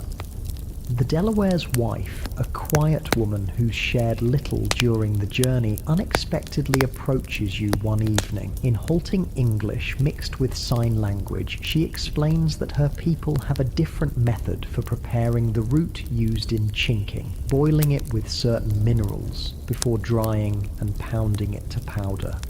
"Make stronger," she explains, mimicking hardness with her hands. "Last many winters." You thank her sincerely for this knowledge. The exchange highlights another aspect of mountain wisdom, the cross-cultural transmission of techniques between native and European traditions. The most successful trappers were those who recognized and adopted effective indigenous approaches rather than clinging to familiar European methods unsuited to the environment. This cultural exchange went both ways. Native groups adopted metal tools, firearms, and certain European building techniques when they proved superior for specific purposes. The resulting hybrid approaches often surpassed either tradition alone in practical effectiveness. The day before reaching rendezvous, your group encounters a sobering reminder of the mountain's dangers. At a river crossing, you discover a crude wooden cross marking a fresh grave. The name E. Monroe is carved clumsily into the wood, with the date of death just 3 weeks earlier.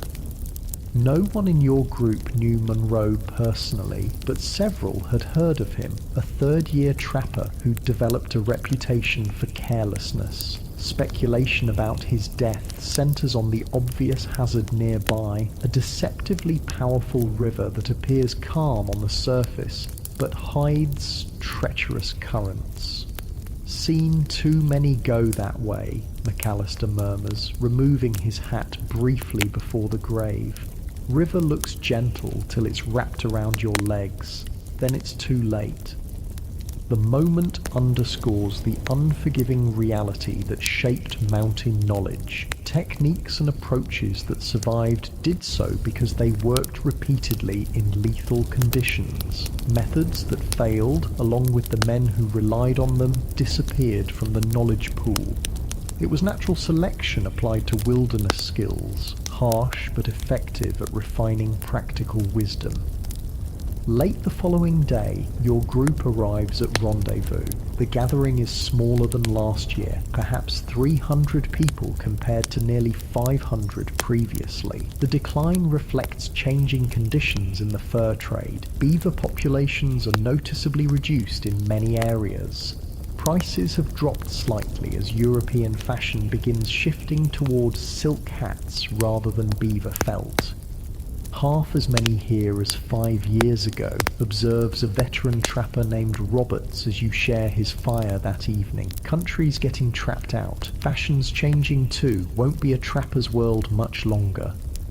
He's not wrong, though none of you fully realise it yet. The golden age of the mountain man is already ending. Within a decade, the fur trade will collapse almost completely, victim of changing fashion, over-trapping, and westward expansion. The knowledge and skills you've all developed will either find new applications or fade into obscurity.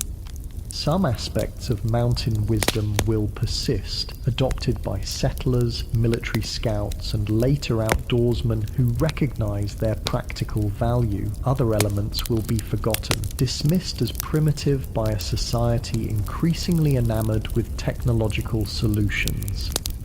The trapper's approach to shelter, working with natural forces rather than against them, building with local materials in ways that breathe and adapt, will largely disappear from mainstream construction. Modern builders will embrace increasingly complex systems that attempt to create perfect barriers against the elements, a fundamentally different philosophy that often produces less durable results. This loss happens gradually, without anyone quite noticing what's vanishing. By the time people recognize the value of certain traditional approaches, the detailed practical knowledge that made them work has often disappeared. Written descriptions survive, but the hands-on techniques, the small adjustments and adaptations that made the difference between success and failure are lost. Yet fragments of mountain wisdom endure in unexpected places. Old hunting cabins in remote locations still incorporate top-notching and breathable design. Certain rural building traditions maintain elements of the living roof system. Indigenous communities preserve aspects of the chinking techniques developed through cross-cultural exchange. And occasionally, someone rediscovers these approaches through practical necessity or historical curiosity. They build a shelter using the old methods and find, to their surprise, that it outperforms modern alternatives in certain conditions. The knowledge, though diminished, never completely disappears. At Rendezvous, the present concerns outweigh such future considerations. You sell your accumulated pelts, 207 prime beaver at $5.75 each, plus a dozen otter at $7, for a total of nearly $1,200, a solid season's work that will provide supplies for next year with plenty left for luxuries and celebration. The social aspects of Rendezvous are as important as the economic ones. You reconnect with old friends, share stories of winter hardships, compare innovations and discoveries. You participate in shooting contests, foot races and wrestling matches. You enjoy temporary abundance after months of careful conservation. During a quieter moment, you find yourself in conversation with old Williams, who must be approaching 60, an almost unheard of age for an active mountain man. His face is weathered to leather with scars from Blackfoot arrows, grizzly claws, and countless winter storms. But his eyes remain sharp, taking in everything around him. "Built me a permanent place last fall," he tells you, describing a more substantial cabin near the trading post at Fort Bridger. "Figured these old bones deserve solid walls for what winters I got left." He describes the structure, larger than a typical trapper's tilt, with a proper stone fireplace and glass windows traded at considerable expense. But the core techniques remain the same. Top-notched logs with the bark left on, a living roof system, though more carefully engineered for the larger span. Breathable chinking with his own secret mixture that includes, he hints with a wink, something from them hot springs that bubbles like it's alive. Williams represents the culmination of mountain building wisdom, decades of practical experience distilled into techniques that work consistently in the harshest conditions. His knowledge, gained through thousands of nights in hundreds of shelters across the Rockies, is invaluable but largely undocumented. "Should write it all down someday," he muses. "How to build proper so things last. But who'd read it? Young fellows think they know better till winter nearly kills them, just like we did." This was the tragedy and triumph of mountain knowledge. Each generation learned largely through its own mistakes, guided but not protected by the wisdom of veterans who'd survived similar errors. The system produced extraordinarily capable individuals, but relied on direct transmission that proved vulnerable to disruption. As Rendezvous continues, you notice another sign of changing times. Several tourists from back east, wealthy adventurers who've paid guides extravagant sums to witness the Mountain Man gathering. They watch the proceedings with a mixture of fascination and horror, clearly shocked by the rough conditions and rougher men. "They think we're wild animals," laughs Cooper, noticing your observation. 20 years from now, they'll be selling tickets to see authentic mountain men in travelling shows. His prediction proves more accurate than he knows. As the fur trade collapses, some mountain men will indeed end up as performers, displaying exaggerated versions of their skills for paying audiences. Others will become scouts for the army or guides for wagon trains of settlers. Many will simply disappear into increasingly remote regions, chasing a vanishing way of life.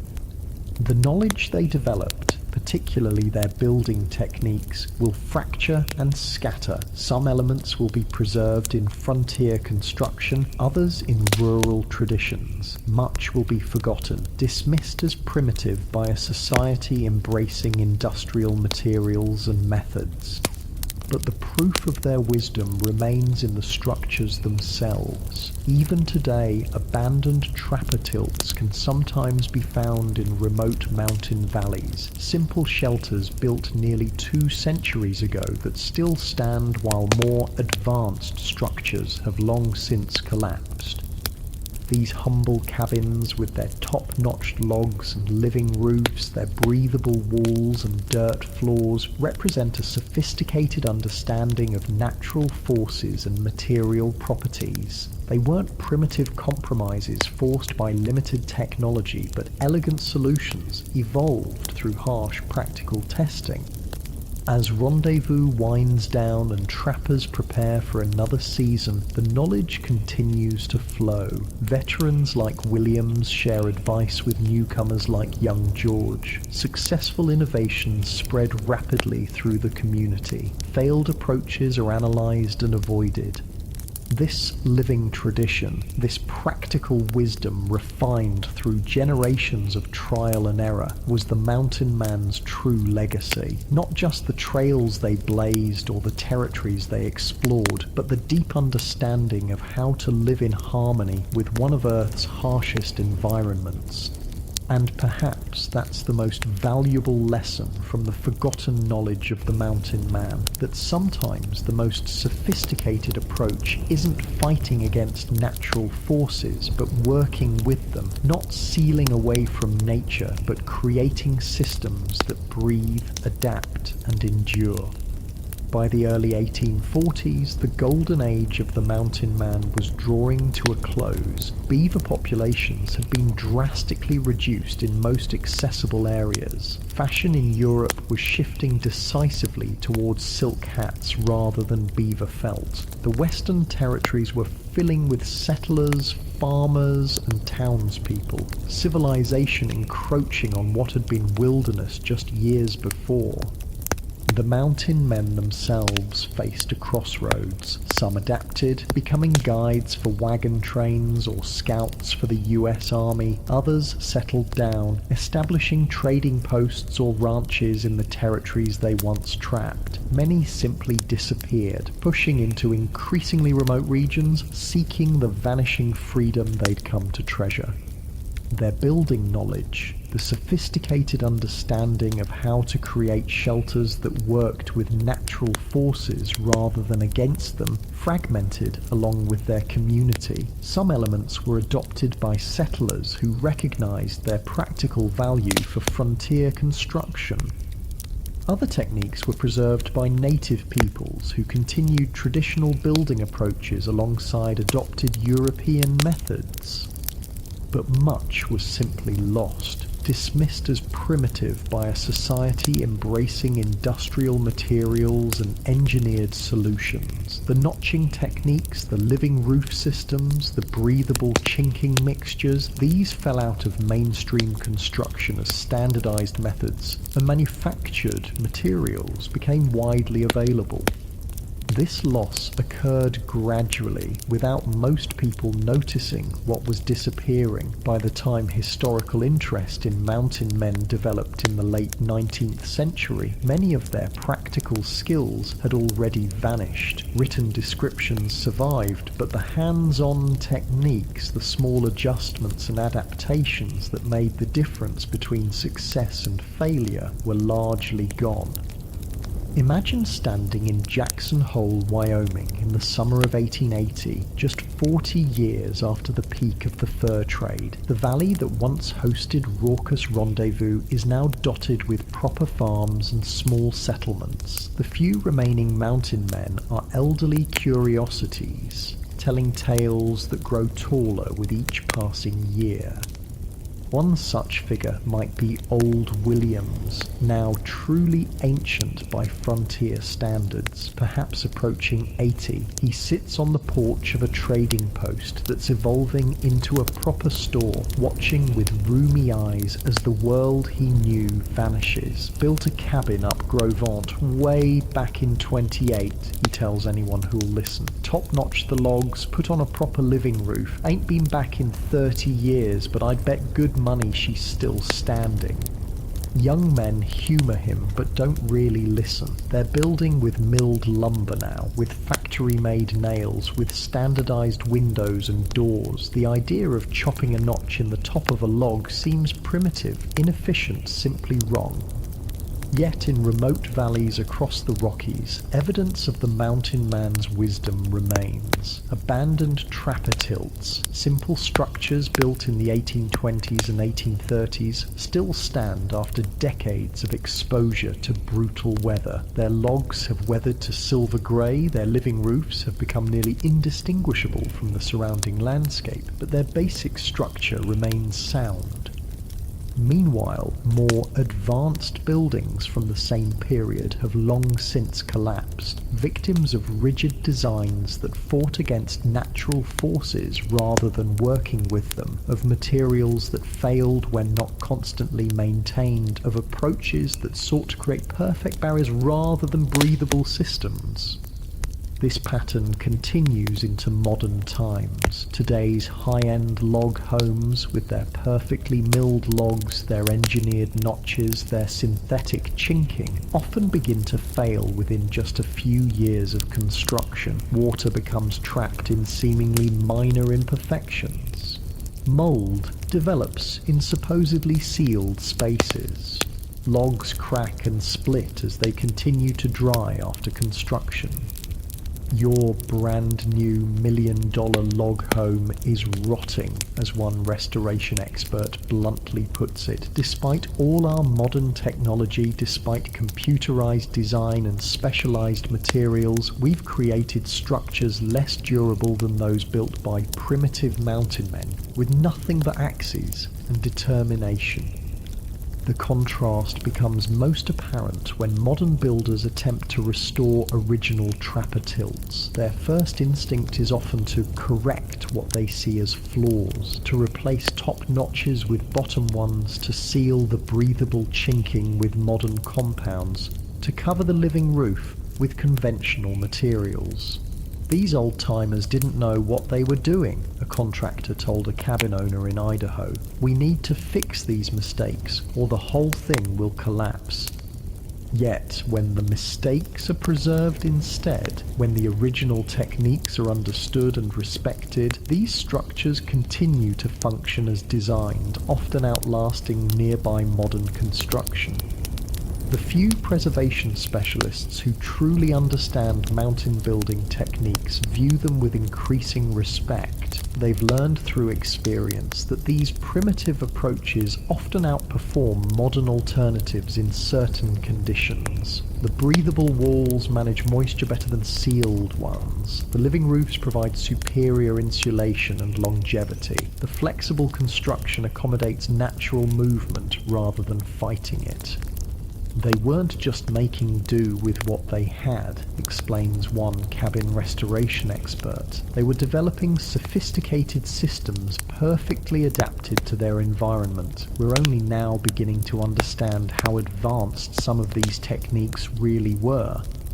This re-evaluation parallels a broader shift in modern building philosophy. After decades of creating increasingly sealed, mechanically controlled environments, some architects and builders are rediscovering the value of working with natural forces rather than against them. Concepts like breathable wall systems, living roofs, natural thermal management, and local material use, all central to mountain man construction, are being incorporated into cutting-edge sustainable design.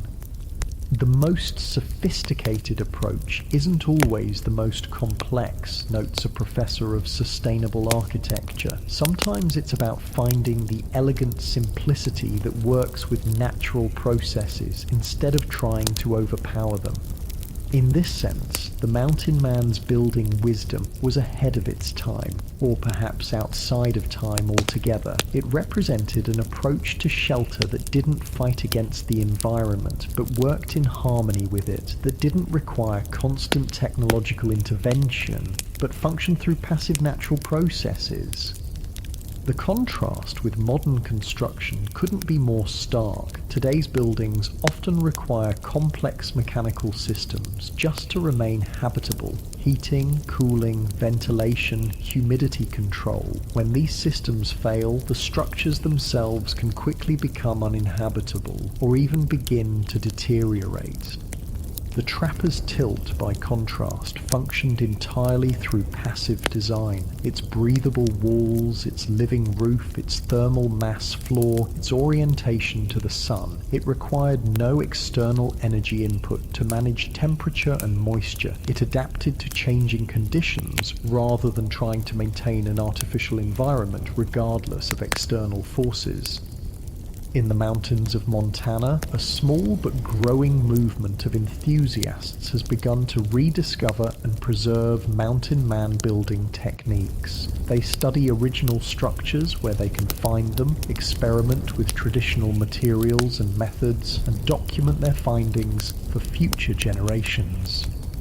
It's not about rejecting modern technology, explains one such enthusiast. It's about recognizing that sometimes older approaches solved problems in ways we've forgotten. There's wisdom there that deserves to be preserved. These modern experimenters face significant challenges. Building codes rarely accommodate traditional techniques like living roofs or breathable walls. Materials like properly harvested bark shingles are difficult to source. The hands-on skills required for effective top-notching or proper chinking preparation are not easily learned from books. Yet their efforts represent an important recovery of nearly lost knowledge, practical wisdom developed through generations of harsh trial and error in one of Earth's most unforgiving environments.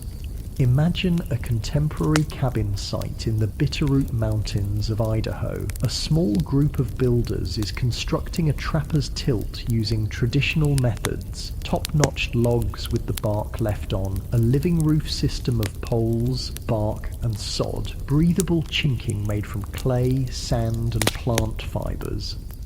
They're not historical reenactors seeking perfect authenticity. They use modern tools alongside traditional ones, incorporate certain contemporary materials where appropriate, and document their work with digital technology. But the core principles remain the same. Building with local materials in ways that breathe, adapt, and work with natural forces rather than against them. Their finished structure would be recognizable to a mountain man from 1830, though perhaps cleaner and more precisely executed. More importantly, it embodies the same philosophical approach to shelter, not as a rigid barrier against nature, but as a living system that participates in natural cycles. This approach has potential applications beyond historical interest. In a world facing climate change and resource constraints, building methods that require minimal external energy, use local materials, and last for generations without major maintenance have obvious advantages. The mountain man's solutions to shelter in extreme environments might offer valuable insights for our own uncertain future. The wisdom embodied in the trapper's tilt wasn't limited to specific techniques like top-notching or living roofs. It represented a broader philosophy of building and living, one that acknowledged the power of natural forces and sought to work with them rather than against them, that valued adaptability over rigid resistance, that recognized the intelligence embedded in traditional practices. As evening falls on our imagined modern cabin site, the builders sit around a fire much as mountain men did nearly 2 centuries earlier. They discuss what worked well and what didn't, share innovations and adaptations, pass knowledge through direct demonstration and hands-on practice. The methods of transmission may be different, but the essential process remains the same. Practical wisdom refined through experience and shared through community. In this small way, the forgotten knowledge of the mountain men lives on, not as a historical curiosity, but as a living tradition with continuing relevance. The specific techniques may evolve and adapt to new materials and tools, but the core principles remain. Build with what's available, work with natural forces rather than against them, create systems that breathe and adapt rather than rigid structures that fight inevitable change. As you lie in your comfortable modern bed, far removed from the harsh realities of mountain life, there's something worth considering about these forgotten techniques. They remind us that sometimes the most sophisticated approach isn't the most complex or technologically advanced. Sometimes it's the solution that works with nature's forces rather than trying to overpower them. The mountain man's cabin wasn't just shelter, it was a philosophy embodied in logs and clay, a philosophy that acknowledged nature's power and sought harmony rather than dominance. And as modern buildings continue to fail despite increasingly complex engineering and expensive materials, perhaps it's a philosophy worth rediscovering. Those crude-looking shelters built with nothing but axes and determination, using green logs that modern builders would reject, employing techniques that contemporary experts would consider backwards, outlasted nearly everything else constructed in their era. They worked because they weren't fighting against the environment but adapting to it, because they weren't sealed away from nature but in constant conversation with it. In this balance, this harmony between human needs and natural forces, lies the true wisdom of the mountain man's approach to shelter. It's a wisdom we largely forgot in our rush toward technological solutions, but one that may offer valuable lessons for building resilient, sustainable structures in an uncertain future. The top-notch, the green logs, the living roof, the breathable chinking, separate they might seem primitive or flawed, together they formed one of the most sophisticated shelter systems ever devised for extreme environments, one that could be built quickly with minimal tools, adapt to changing conditions, and last for generations with minimal maintenance. As sleep approaches and your thoughts drift, consider that sometimes the best solutions aren't about conquering nature, but working alongside it, not about creating perfect barriers, but systems that breathe and adapt. The mountain man understood this through hard-won experience. Perhaps we're beginning to remember what they knew all along. Your bed is soft, your room temperature perfectly controlled, your shelter built with technologies the mountain men could never have imagined. Yet there's something to be learned from those simple cabins that stood for centuries while our modern structures often fail within decades. In that lesson, that harmony sometimes outperforms dominance, that flexibility often outlasts rigidity, that working with natural forces can be more effective than fighting against them, lies wisdom that transcends specific building techniques. It's a perspective that applies not just to construction, but to how we approach challenges of all kinds. As you drift towards sleep, comfortable and secure, perhaps carry with you this final thought from the forgotten knowledge of the mountain men. Sometimes the most sophisticated solution isn't the most complex, but the one that works in harmony with the world around it, rather than in opposition to it. And in that spirit of harmony, of gentle adaptation rather than rigid resistance, allow yourself to drift peacefully into sleep like a well-built cabin, settling comfortably into the landscape around it, breathing with the night air at home in its environment.